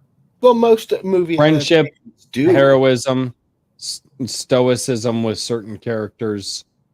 They're again, the one thing that I don't like that the movies did is they really changed Aragorn. And Aragorn is my favorite character in the movies. And don't get me wrong, Viggo Mortensen gave everything to that role. I mean, lost a tooth, broke his foot. Yeah. Well, and I think that's where a lot of my appreciation of those movies comes from, is that those actors, in some cases, broke themselves for that role and continued on anyway. And most of these pansy asses today wouldn't even, I chipped a nail. I can't. I need a stunt double. And sometimes it was the stunt doubles that did it. And stunt doubles were like, nope, we're going to keep going. And the idea that those movies, for all of their flaws and a lot of their graces, turned so many people on to the world of Tolkien. Turned me on to the world of Tolkien. I mean, I was a little kid. I didn't know what I was little. Like, I was not 31.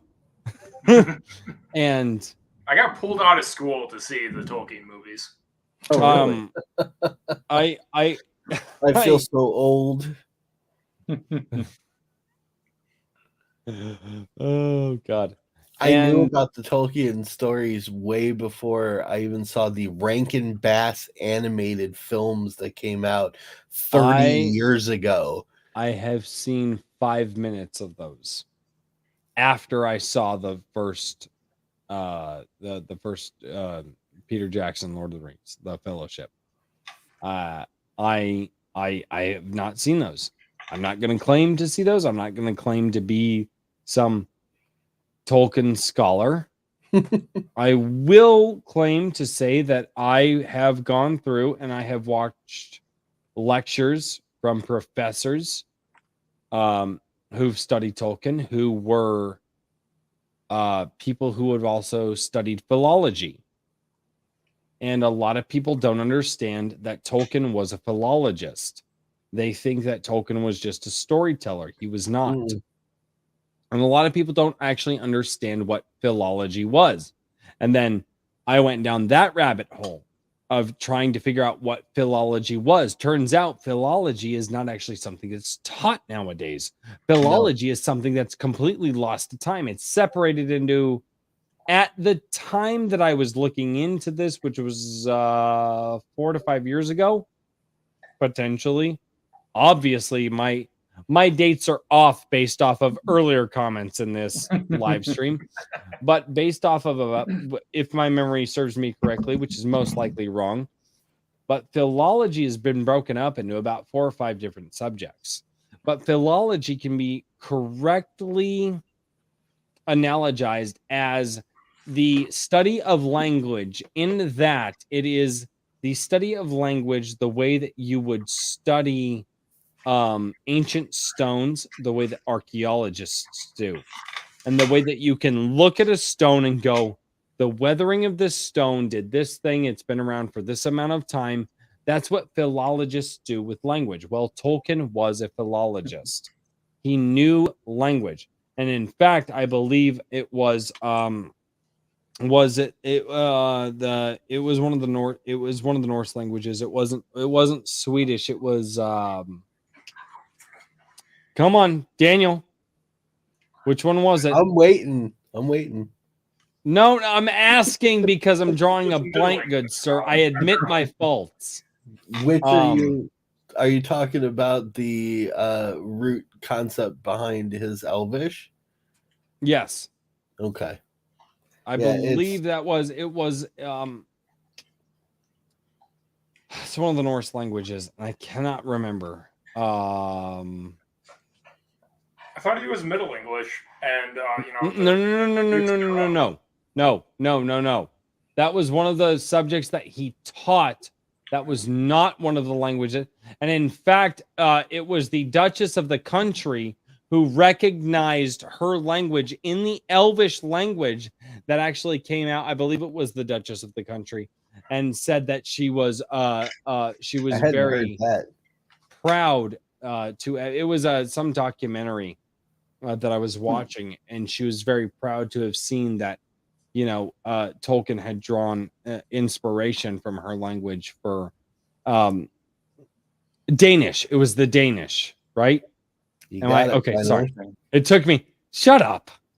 I have a lot of information in my brain, okay? And I also have a lot of beer in my brain. But it was the Danes. It was the Danes. Technically, the Quenish concept was originally derived from Finland's version of Scandinavian dialect, but yeah, the language of the elves in the actual books was more Danish than Finnish. No, and he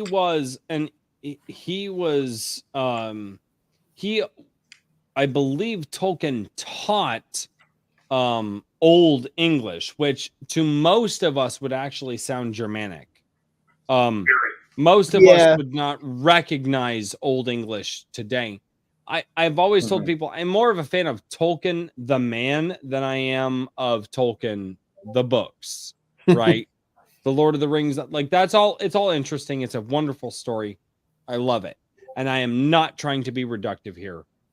The man stood in the trenches of World War I. The man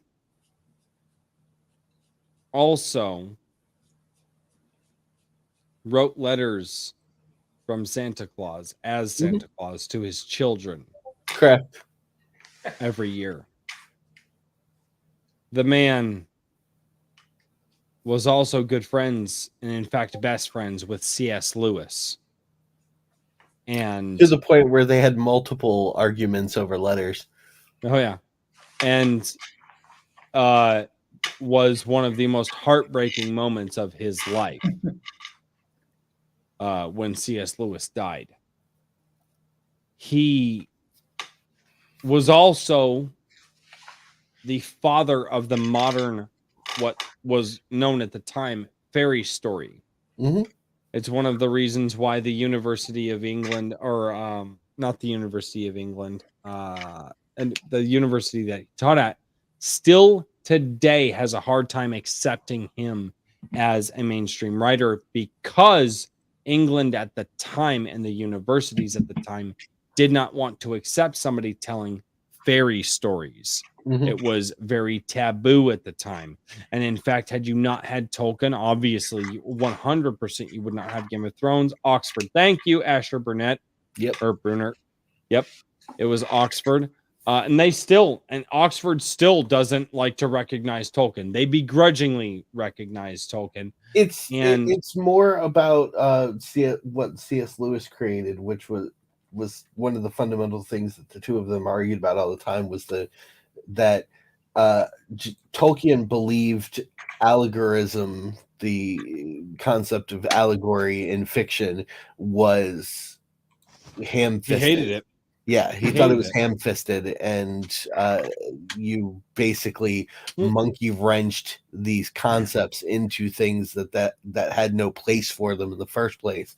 Well, which is what Lewis did with Narnia, and that is that allegory. From the time that I have, recognized that it's reared its ugly head, like, he hated allegory. He detested it. People trying to say that the ring from the Lord of the Rings was an allegory for the nuclear bomb. Yeah. And a lot of people, and what's so funny is that if you actually look at how he wrote his story, you could almost say that Tolkien wrote a story that was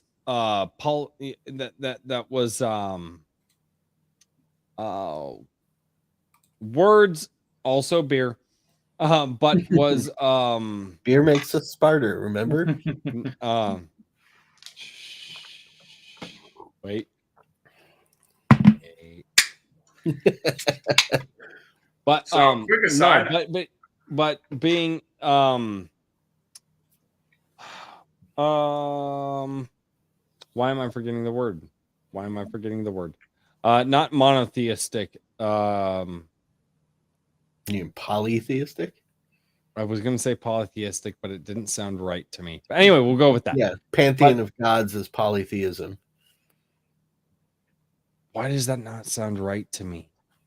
Anyway, but if you actually look at what he wrote, obviously you have Iluvatar being the origination of the god, and then everything sprang from him, angels and so on.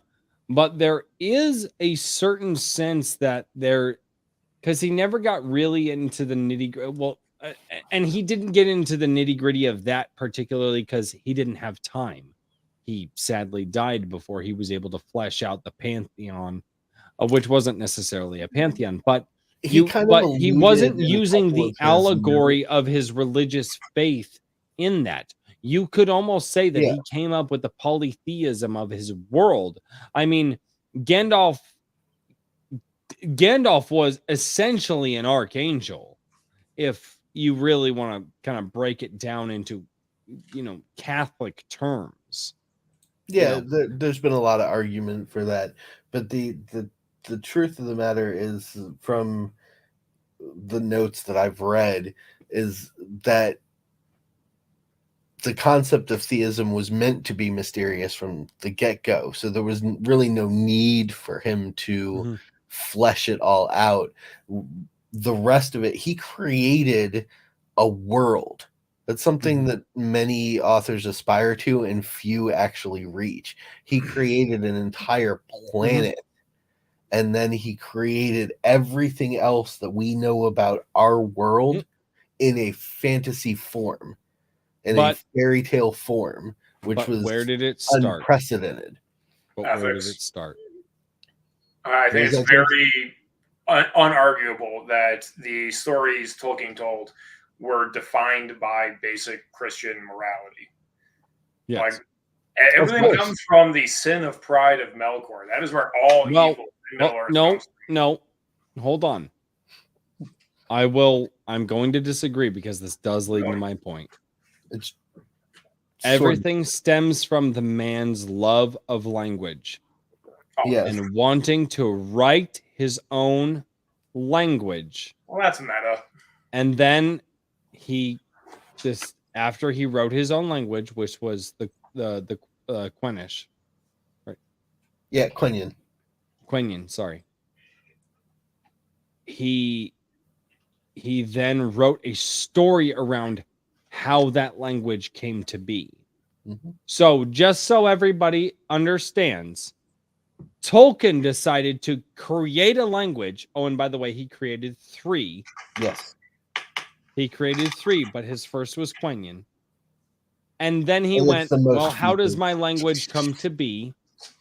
And obviously he was a master of language, being a philologist who had studied the olden languages, who had known where roots of languages came from. The man was, again, philology. Look into it. If you guys don't know philology, I promise you, you will be incredibly satisfied by looking into philology. It's a fantastic subject. It was kind of a domino effect. His thing for fairy tales prompted the desire to create a fairy tale language, his version of Quenya or Elvish. And then from there, everything was a domino effect. In order to justify the language, you had to justify a root because he was a philologist, which meant there needed to be historical reference to where the root derivatives of all of these words came from in order to create it. So he had to build a society. And after building a society, he had to build a country. And after building a country, he had to build, a continent.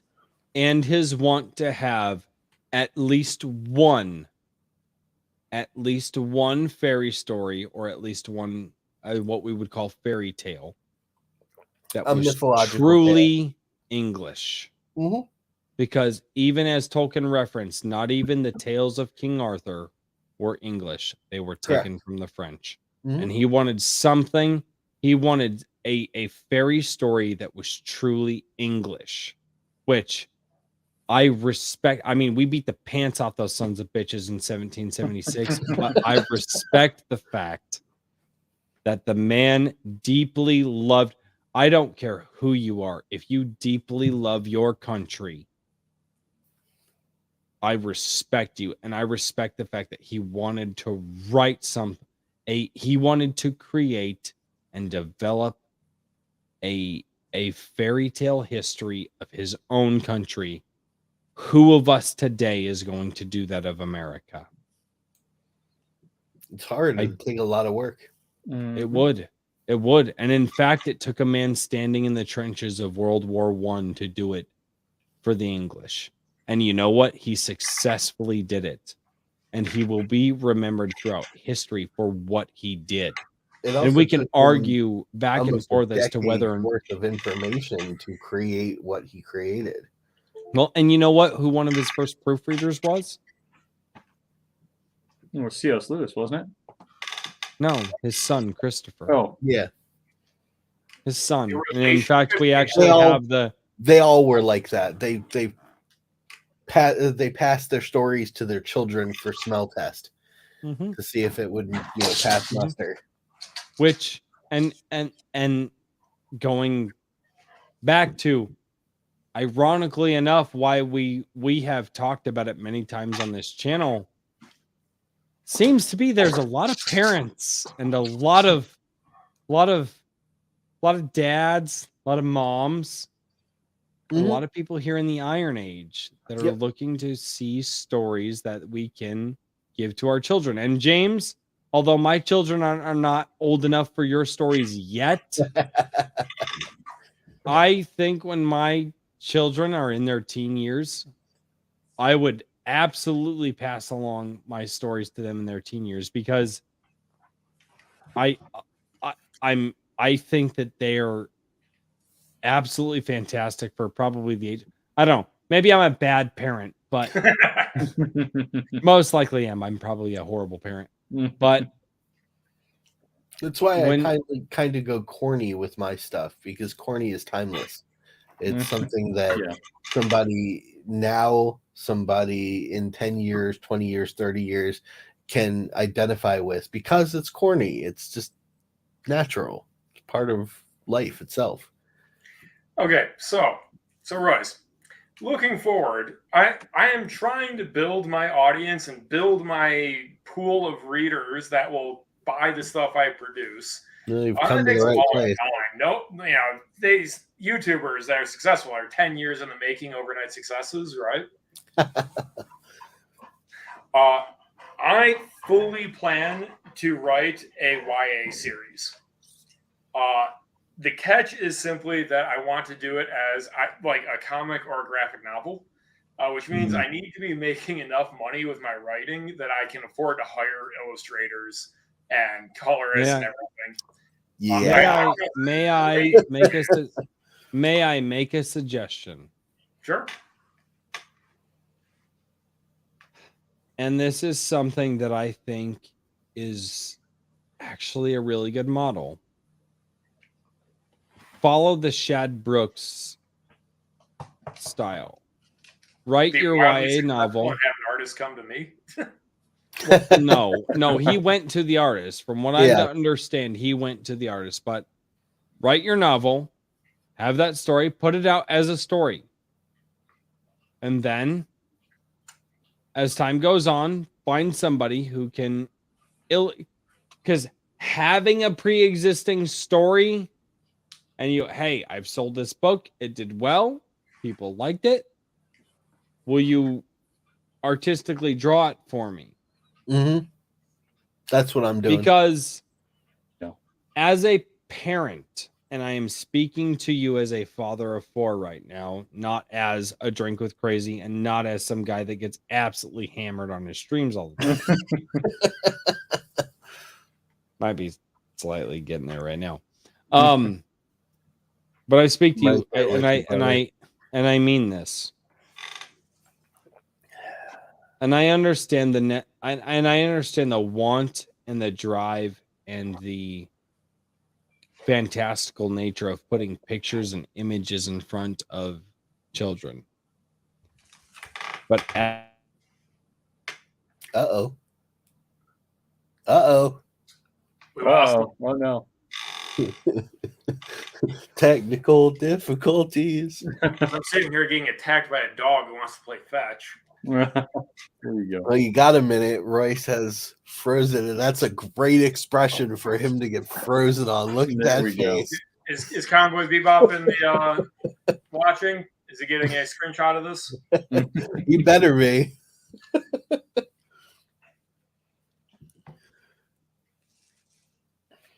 Well, you're in utter suspense of what the advice is. Oh, he'll be back. He'll tell us. Yeah.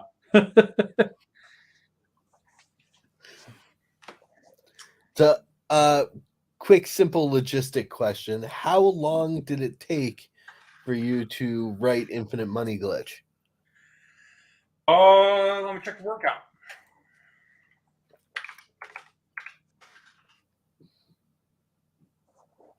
See here.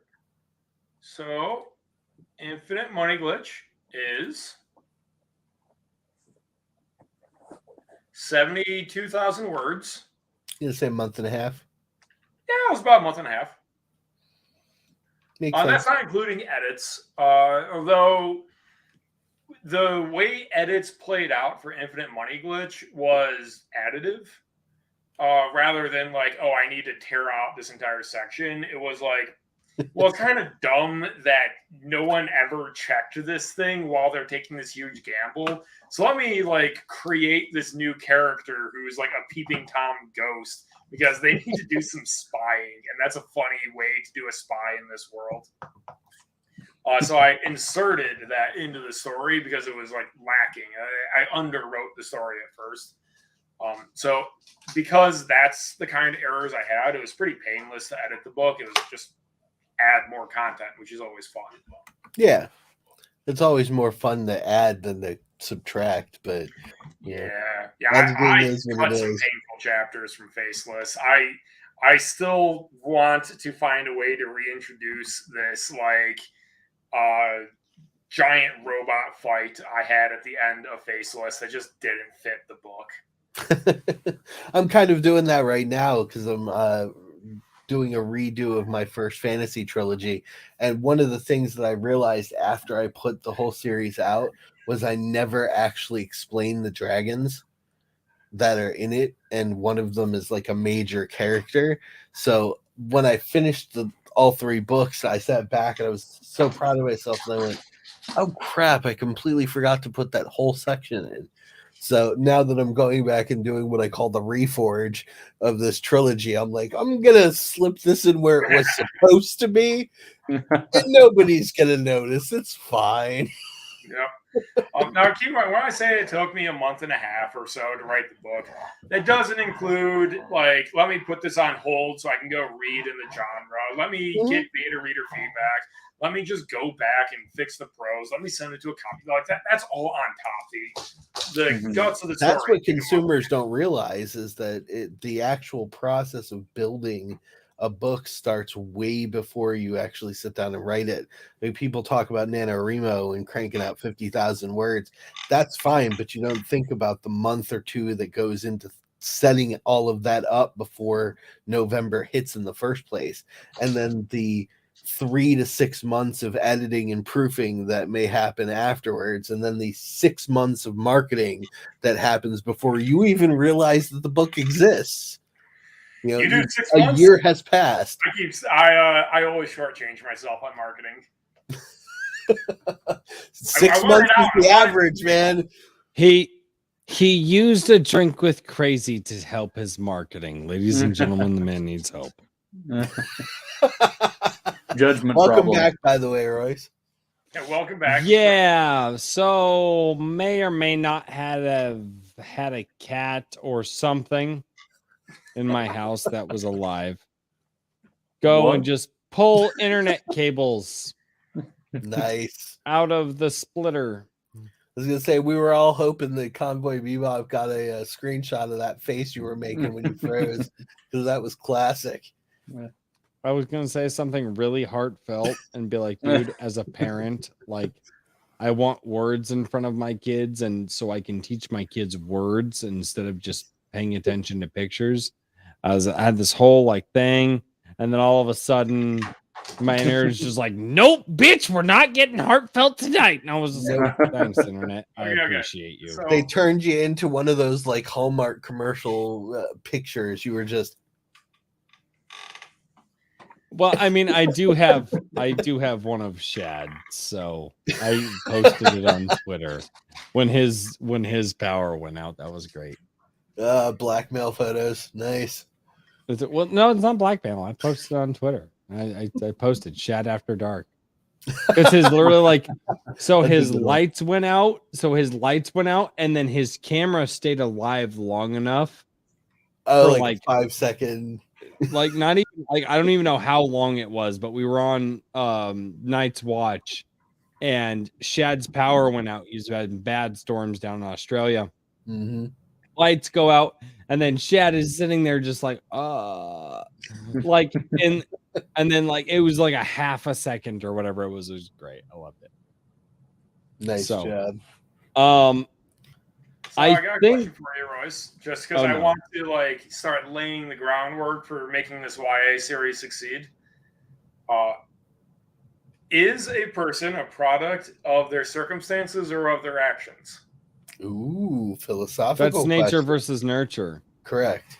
And that's something that is one of the hardest things to answer. I think. Okay, ask the question one more time, because I have an idea of where I want to go, but ask it one more time. Are people products of their circumstances or of their choices? I think there are 2 camps in the world right now, political camps, unfortunately, where one group says that this person can't help it. It is the circumstances that they were brought up in that they did the things they did.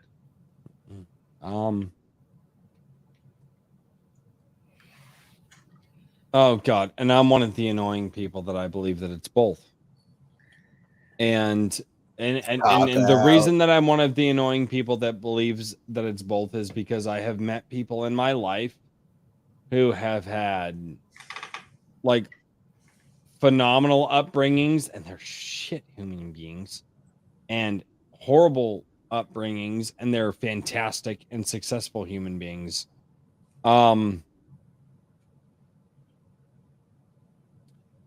At the end of the day, the nature versus nurture model when it comes to a YA novel doesn't matter. What matters is the morality of the story, the initiative of the character to want to be better than they were the day before. It's the pinned tweet that I have had on Twitter forever. I'm going to argue that you just chose that people are products of their choices. Then no, they're not, but they're not, because I see where he's going. People are not entirely in control of their choices, because most of I would say that 99% of the choices that a person makes are choices that they didn't know they even had 0.5 seconds before they had those choices. But they still have to make a choice, but based on the circumstances that are in front of them. And that's why I say that people are both. Then you will at least agree it will make for a good thematic conflict for a series. Depending on how you do it. What makes a good thematic element is the moral through line. In my personal opinion, and I'm a fucking moron, I drink a beer online and talk with people. In my personal opinion, I think that you start with somebody who is morally inept, or at least somewhat morally inept, and that person, through their quests and through, again, the nature versus nurture, what makes a good person? Morality. Well, you can't answer that question. Well, fuck off. Is it their choices? Is it the questions in front of them? Is it what is it? It is their morality. It's their through line. That's what makes a good story. Pick a person who may not necessarily have the best morality, and then say, I think that I would like them to end up with this morality. They might not be the best person in the world, but they're going to get there. And then allow that person to go through their own choices and other people's influences on them to maybe get them to that point. The nature versus nurture argument is so broad and can't be answered predominantly because they removed the morality segment of what a human being is from the nature versus nurture argument. I would disagree. Now you have to answer what morality is to you and what type of morality you want to convey to your readers. So, good luck. So what to get to the point I was trying to make, to try and tease the story, because I think I have a very strong hero-centered structure to the story, is I'm going to be writing in a world where everyone has a fate, not a total encapsulation of their future, but a aspect of their future that is perceived to be immutable. Except for the main character, who knows you totally can change your fate. You are responsible for your actions. You are not tied down to, the circumstances of your birth, so on. And that is a main theme I want to approach with the series I'm going to write when it's not, cute girls fighting monsters and saving the day. Interesting. I mean, I think to me, my curious about my fantasy trilogy. When I finish the Reforge, I'm going to send that to him. Go ahead, Richard. I was going to say my thoughts on the whole nature versus nurture thing is that, to answer in your phrasing, I think that people are a product of the choices that they make, that they are also given. I think that there is an aspect of, whether or not certain people were offered choices within what was available to them. You can't say,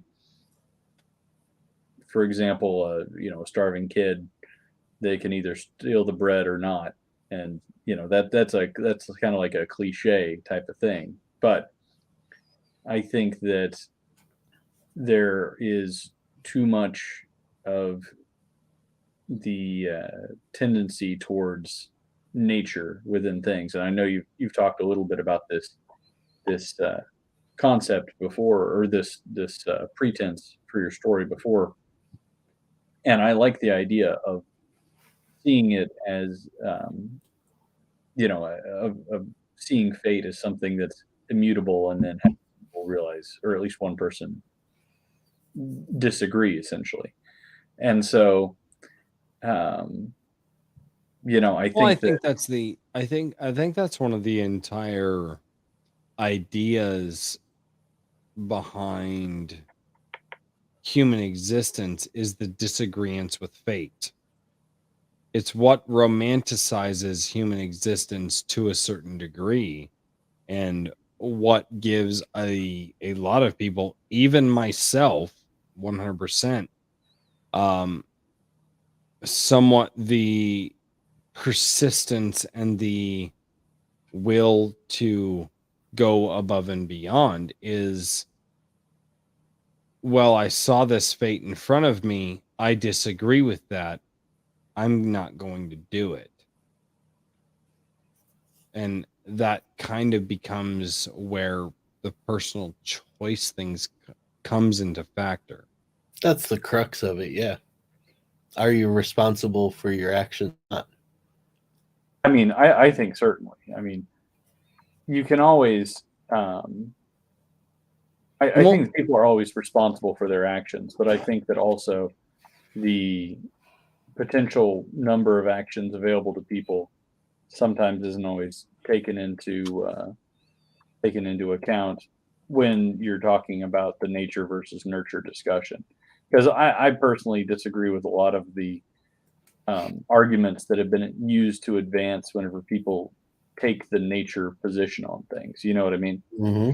And so I think that there's a lot of folks who will,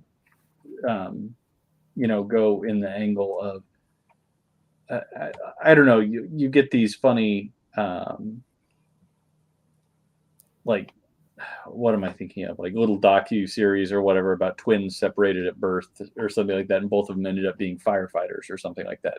And it's like, listen, that's fun for like a like a History Channel or a TLC series or something like that. But that's largely a sidestep of the question. I think that each person makes their, has to be responsible for their own moral decisions. So yeah, I think that that's the case, but I can't deny that there's a certain amount of input that people have based on everything. And it's. I am sending both of you copies of Tales of Halcyon when I'm done. I'm very excited to read it. Sure. Well, the whole point of this is actually a question that I posited through the story.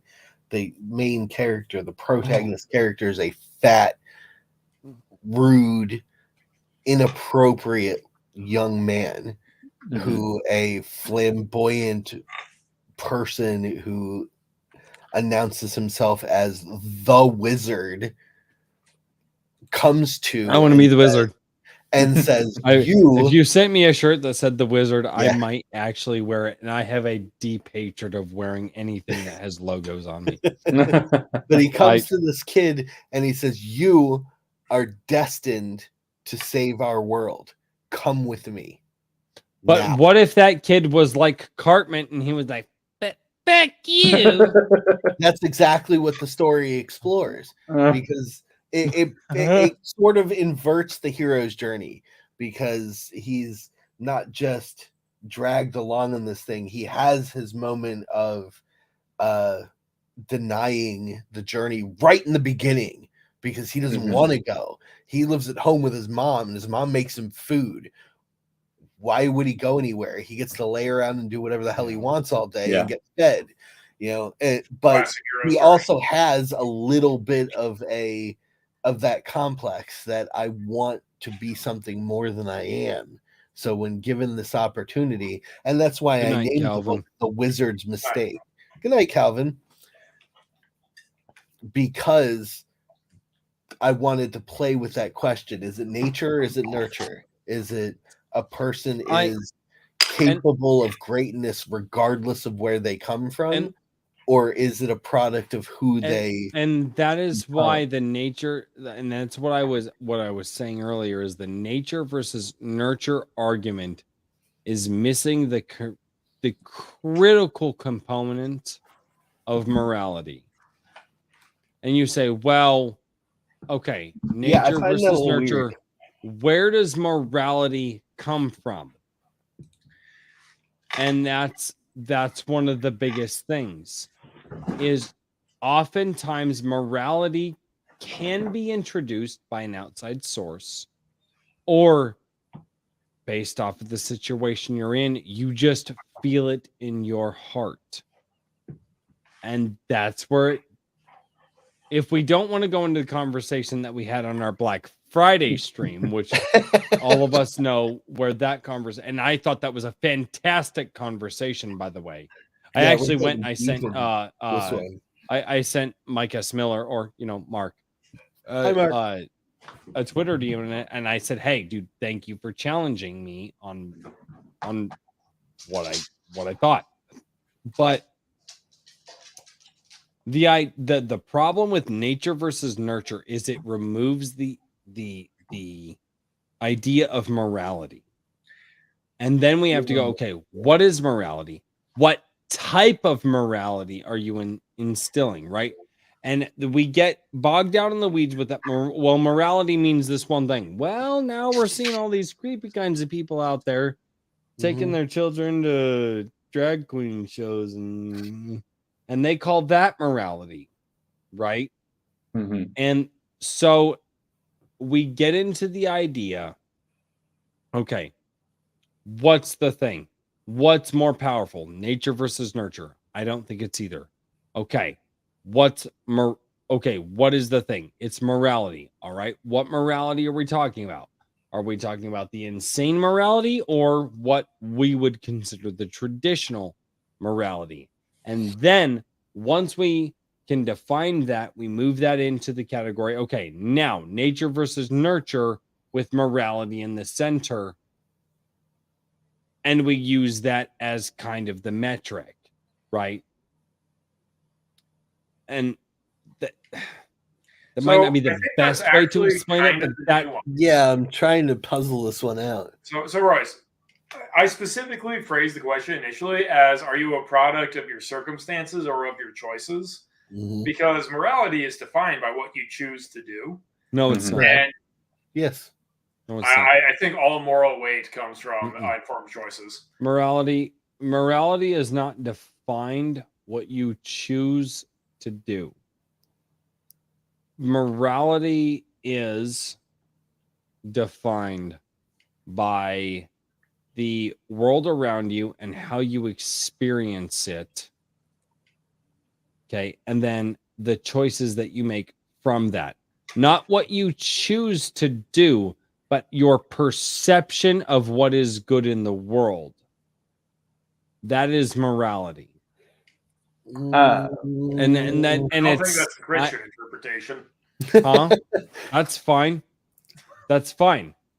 No, I'm okay with that. But if we're going to get in what people believe what is right or righteous and what is bad or evil, okay, it may not be the Christian interpretation, which is fine. I'm fine with that. Especially I was raised traditional Catholic. Like, I like this conversation. Oh, I know. Oh, trust me. I've been hoping this would get here. Okay.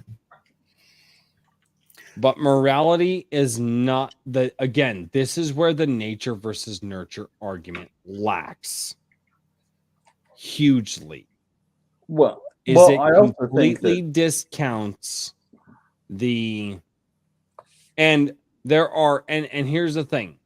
there are limited perceptions that human beings have. Well, I'm an individual. I believe, no, shut the fuck up. No. You're only an individual to a point.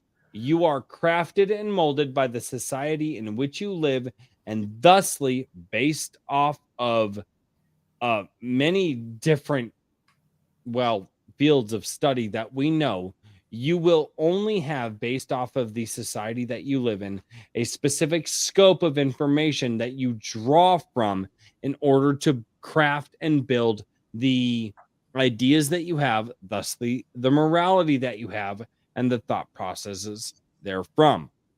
We know this. We know the anthropological studies, the archaeological studies, and the historical studies all converge in this place and prove this.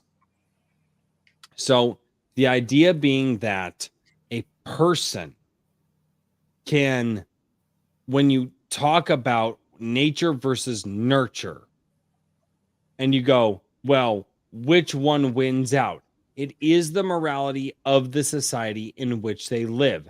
Now, in our society, and let's just talk about specifically the American society, with 300 million people, we have actually segregated and separated certain moralities away from each other. How do we know this? Well, there tends to be a culture war happening, which most of us agree with, right? Most of us agree that people are divided on ideological, cultural lines. I think so. That being said, you then have to go deeper into the mindset of what makes the cultural divide, which most people would call morality, right? I think some of us here, maybe all of us here, would highly disagree with children going to drag shows and, stuffing $5 bills down some male drag show dude's fucking thong. But yet we see pictures of it on Twitter. We see videos of it on Twitter. Now, the people who are taking their kids there believe that that is morally right and morally righteous to take their children to that. I believe that it is morally wrong and morally reprehensible for that to happen.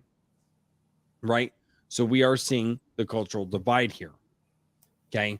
Then you go into the deeper thing. What makes a good story? Well, now we get into the historical sense of it. Because what makes a good story? Well, I have to look back into the past and see what happened there. And at that point, we start to draw not from nature or nurture, but from the morality of the through line of what we have seen through history. Now, right or wrong, and many things were wrong, and some things were actually written in such a way that they were like, oh, wow, this was written in a way where this was wrong, but it was written in a way to be understood in the context of the story. Okay. And that's where morality gets really, really twisted. Because going through timelines of history, especially when you bring it to today's history or even timelines of old history, you can see what we went through today happening in ancient Rome, because it did. And that's where most of this gets absolutely insane and absolutely tricky to deal with. And it's like, that's why the nature versus nurture argument is something that I throw away. I don't like it. I don't think it matters, because nature versus nurture doesn't answer the morality question. And then when you get into the morality question, you have to specifically look at the timeline of the timeline in which the morality question is happening, and what timeline you want to set that story in. And then go back and go, okay, well, I want to set my story in this timeline. The morality of that timeline was this, and rock and roll with that. And for lack of a half an hour long explanation, that's where I'm at. Richard, go ahead, man. Have you ever heard the sentiment that a good story is an aesthetic argument? Mm-hmm. Yeah, once or twice. Not. How about I write the story, because I think I can better communicate the sentiment with the story than these kinds of arguments that everyone has had probably 15 times. But that's the point of a storyteller. Do it better with a story. But that's the point of a storyteller. That's no. Christ was able to pass down parables because the stories that he told resonated. That is James Krake exactly said the great point of a storyteller. Tolkien was able to pass down his points because he was a good storyteller. James said exactly the thing that good storytellers do.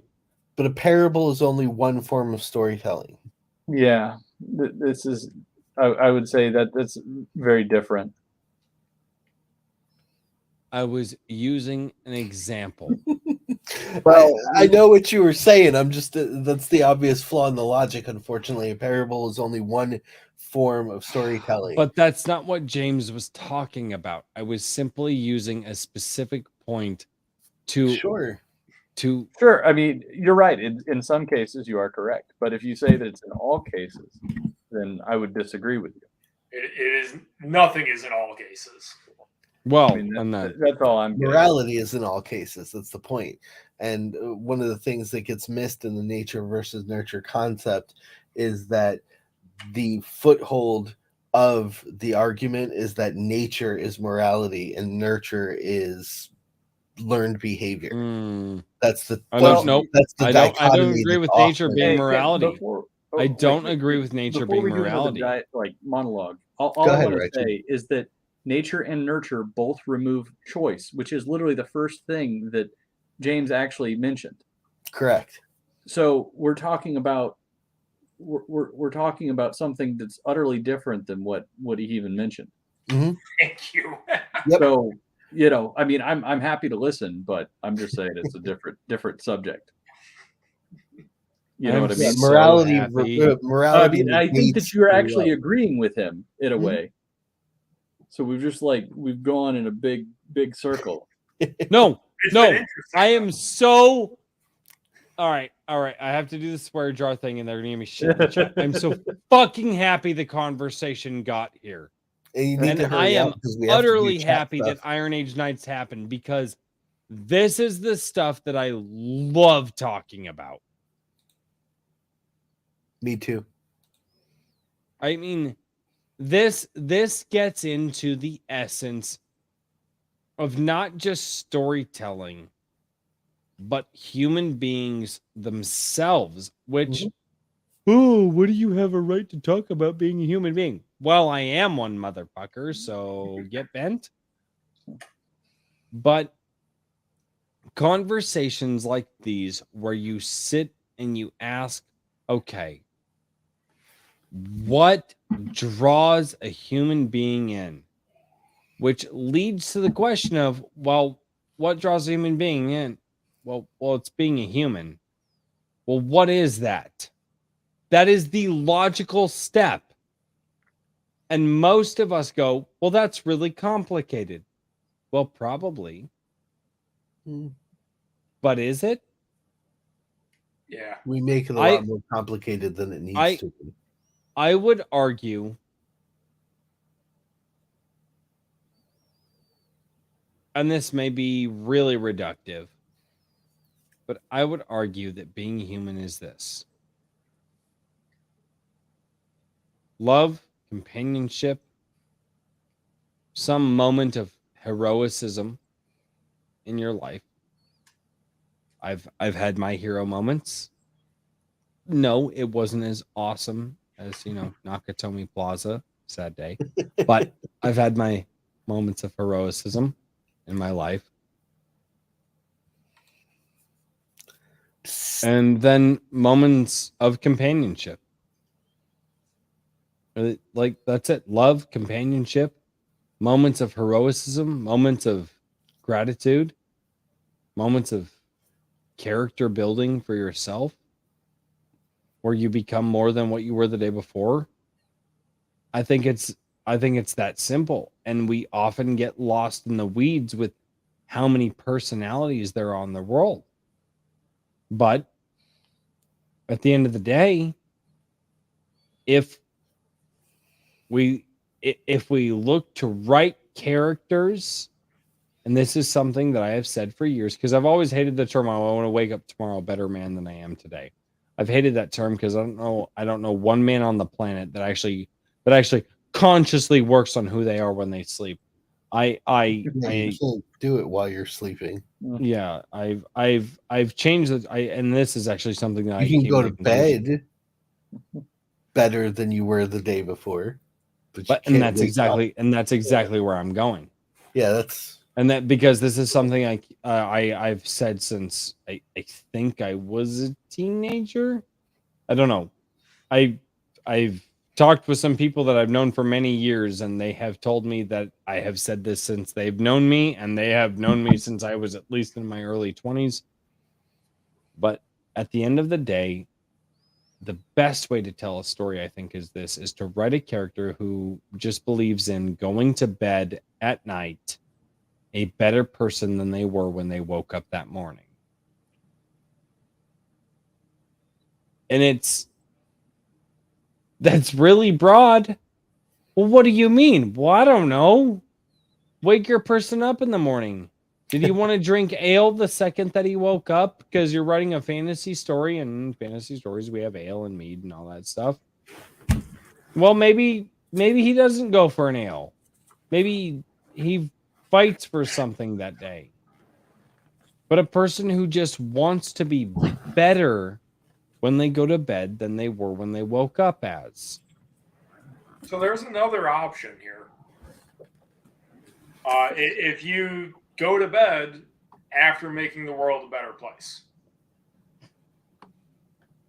Yeah. I mean, that's called victory. All right. Well, so that's kind of the mindset that Detective Blackstone has in my Cyberpunk series. He's not out to change himself, but he's the one that goes down to the ghetto that the rest of the police officers ignore. And he goes and helps people because it's the right thing to do. And it is an endless, thankless task where basically everyone hates him for being a police officer. But it's the right thing to do.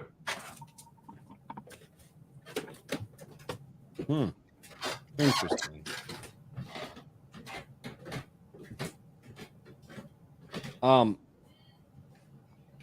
I absolutely hate to do this, but I am fading rather rapidly and have been for about the last 30 minutes.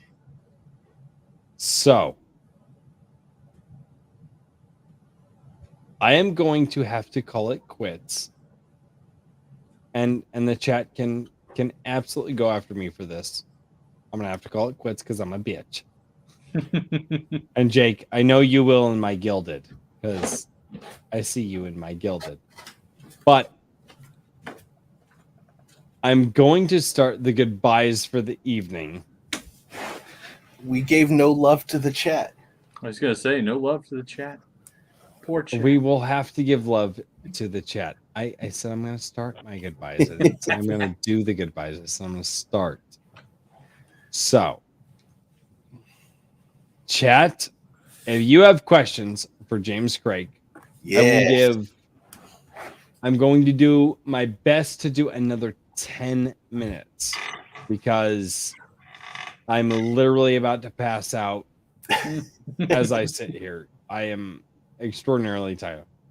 So, and drunk. Chat, if you have questions, let me know. Let Jake know. And if you guys do not have questions, do not leave.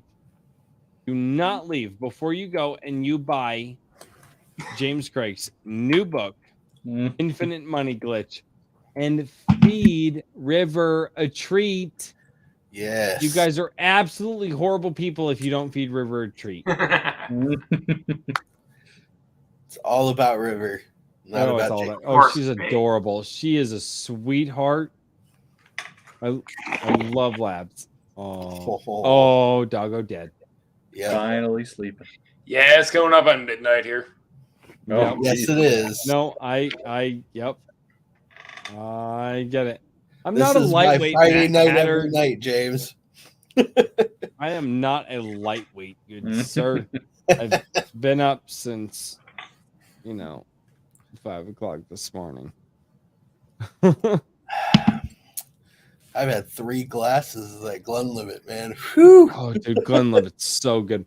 If you get a good Glen, one of my personal favorites is the Glenlivet 18-year. Oh, the Glenlivet 18 is really good. Oh yeah. Oh, it is phenomenal. Yeah. Oh, we got a question here.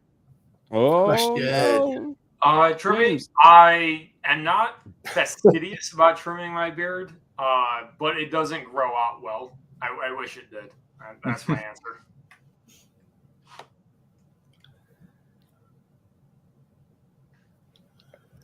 I saw Tim Allen asked about made a joke about the Tractor Supply buckets. So if anybody wants some exciting behind the scenes footage, early on in the stream. Know. Good cat. I know, but I posted a picture in your Gilded a while back just to show your Gilded. There's behind the scenes footage over there. So yes, that's fantastic. Of my extremely high tech arrangement. Yes. So enjoying a drink with Crazy's Gilded to get behind the scenes footage of Richard's closet hallway. My closet home. The closet buckets. The closet buckets are a thing. But I guess I'm not an interesting guy to ask questions of. I'm sorry. Well, I think the beard question was pretty relevant. Yeah, I was gonna say I think we went over a lot of things pretty thoroughly, and I'm excited about your books for sure. So I have not gotten a chance to read Ship of Fools, but I've got that on my on the Kindle, so that's sweet in the lineup. But now I'm kind of wanting to. Yeah, they're all on my list.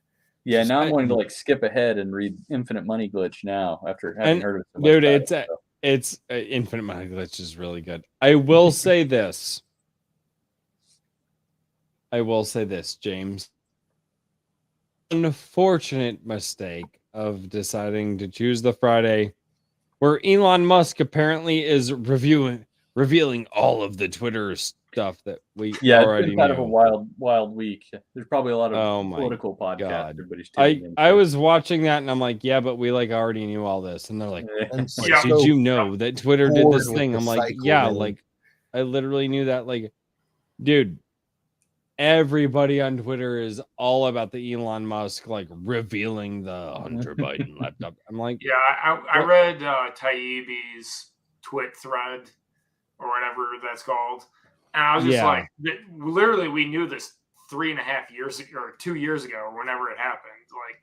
And they're just like, but it's confirmed by the Twitter. I'm like, yeah, but we already knew this. Yep. But I have been told that Iron Age Nights will compete with Temple, Salty Cracker, Friday Night Tights, and then just anything else that decides to happen on a Friday night period. So I apologize. I'm so sorry. We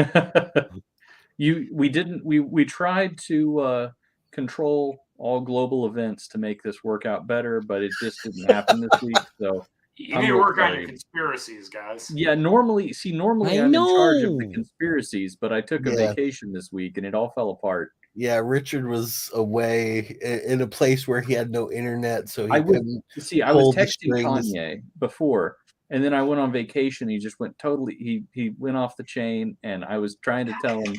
Yeah, man, come on. That was the dumbest. That was the most insane crap I've seen in a while. All right. Mr. Nut. Hey, Mr. Royce is about to fall asleep in his chair. God. Yeah. I want to stress to everyone listening to this video right now that word of mouth genuinely is the best marketing. It really is. That's why I'm here. Why we're all here.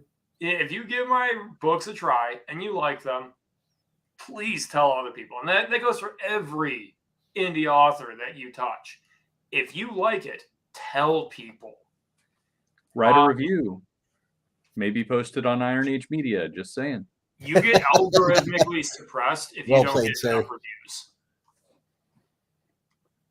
No, and the one thing that I want, what we're doing here is, while other channels are out there talking about how the old media this, the old media that, they did Star Wars wrong, they did this new, they did this thing that I go, no. I'm tired of talking about these companies that are ruining IPs. I want to talk about the IPs that are good, that are coming out. And guess what? Yes, sir. I've got an author here on my channel right now who's writing good things. And it's fantastic. I'm having a good time with it. And I want to share that. But and I want everybody to share this live stream with everybody that they know, because God forbid we get somebody away from the Rings of Power or whatever the hell they're talking about right now. Yeah. Willow. Oh yeah, Willow. That's the latest thing, isn't it? What the hell? I don't know what that is. Are you kidding me? Well, the new one kind of snuck up out of nowhere, I felt like, but I don't really pay much attention. But anyway, I don't want to go down that rabbit hole. Yeah, if you don't know the original Willow, I'm gonna have to reach to the screen and slap you. That's fine. I'm okay with it. I've already told you guys I'm an idiot, and none of you don't listen. It's a cheesy B fantasy movie from the 80s, man. I would have expected. Dude, I was born in 91. Oh, yeah, just saying hurtful thing. It's terrible. I was born in 91. I am at least 50 years younger than you. I don't know. My generation can't math. 50 years younger than me. My generation do that math. Matt Damon old man transformation right here live on air. Yeah. Oh, good Lord. Well, jeez. Let's do it this way. Let's do the sign-offs. Oh yeah. It's outro time. I get to dance and nobody can see it. Oh. Mr. Daniel P. Riley, we'll go with you first, just because. Oh, fine. Everybody can find me on Twitter at Mr. DP Riley, or you can check out my website, whimsyland.org, where everything exists.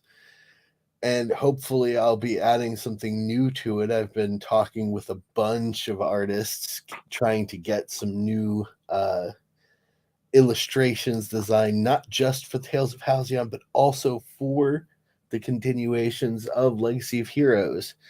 A lot of exciting stuff coming up in the next couple of months for my superhero series. I've been seeing all the posts on Twitter too. I'm actually really excited for that. Super cool stuff. I am really stoked. It looks good what you're coming up with.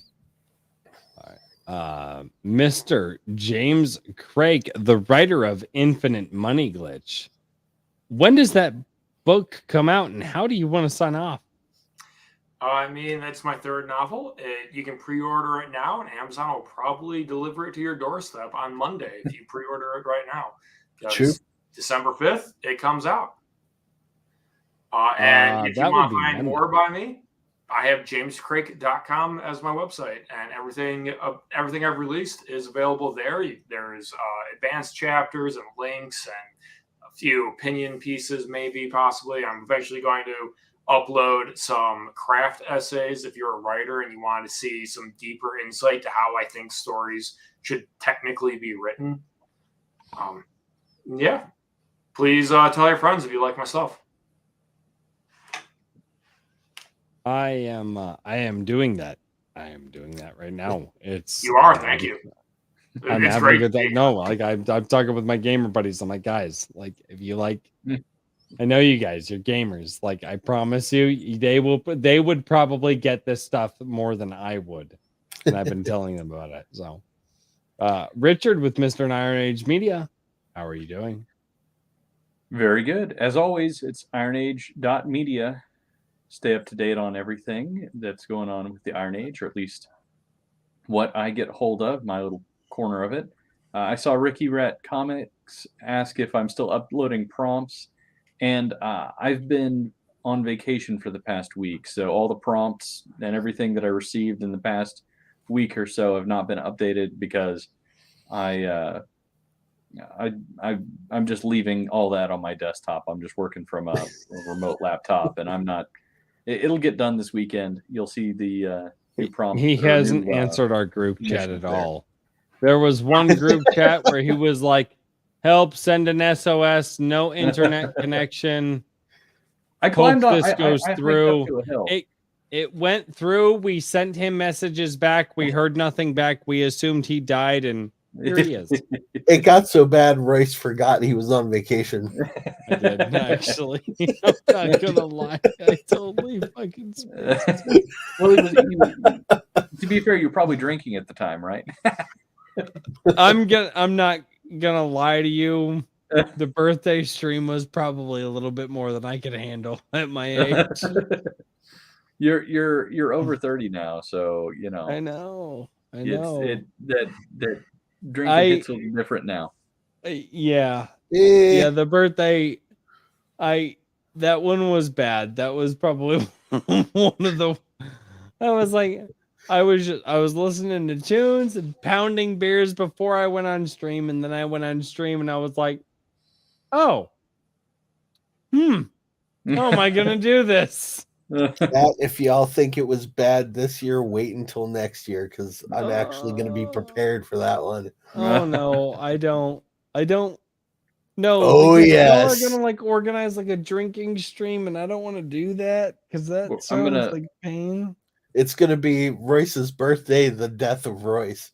I was gonna say, yeah, we'll get a Boston Dynamics, one of those robots with a bunch of Jello shots just in the. Nice. You know, every time Jello shots are terrible. Those are some of the worst things that mankind has ever come up with. They're amazing. Drinks and cigars, man. No, the cigars. I could do. I'm out of cigars though. I actually need to go, and I need to hit Ron Rhymes up again and be like, "Hey, buddy." What do I need to buy? Oh, dude, I had that white label, that 10-year white label. Oh, I know. I'm so excited. I can't wait to leave to go smoke this. So good. So good. But ladies and gentlemen, I will say this. I am out of time because I'm ready to fall asleep. James Krake, however, has a new book out on Monday called Infinite Money Glitch. You need to go find it and buy it.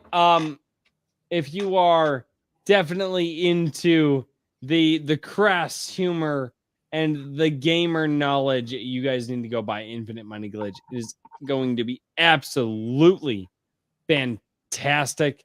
And how do I know this? Because I have it. Mm-hmm. I in fact have it right here, and I have been reading it, and I have actually been laughing at it because it's actually quite funny. So good, sir.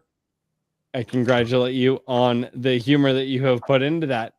And ladies and gentlemen, thank you so much for joining us on Iron Age Nights number 7. I hope to see you on Iron Age Nights. Oh my God, I'm already there. I can't talk. Iron Age Nights number 8. We'll see you next week, ladies and gentlemen. Just stop it. You guys are a bunch of degenerates, and you know you are. You don't even. I have an excuse to play the outro music. Come on. I'm trying. Okay. I'm. Yeah, give me something to dance to. Okay, so now we're at the outro. In the middle of this stream, I learned that just always talk the whole time. Yeah. Yeah, I learned these timelines with songs because because I tried to open one with another bottle and shattered the bottle in my hands. Oh no! Yeah, no, I'm literally like bleeding and I have glass shards all over the place. I need to like vacuum this now. Oh my gosh.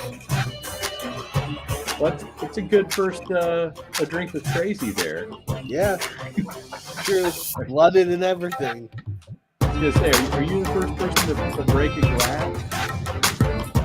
Yeah, I think you might be. That's the position of honor.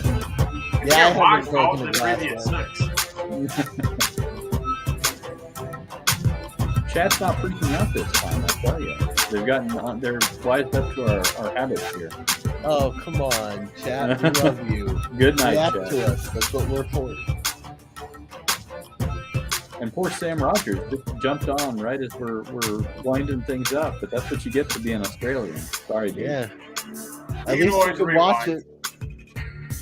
it. I think Royce genuinely fell asleep over that. No, I'm here. I just can't there hear you you go. guys. No, I just can't hear you guys. I'm waiting for hello, one day wife. where all we hear is just. My wife, I can't hear you either. I can't hear them. I can't hear you. Pause. He's lying. He can hear us just fine. I can't. It's life is confusing right now when you're tired. Ladies and gentlemen, thank you so much. We'll see you next Friday on Iron Age Nights number 8. Good night, everybody. Good night.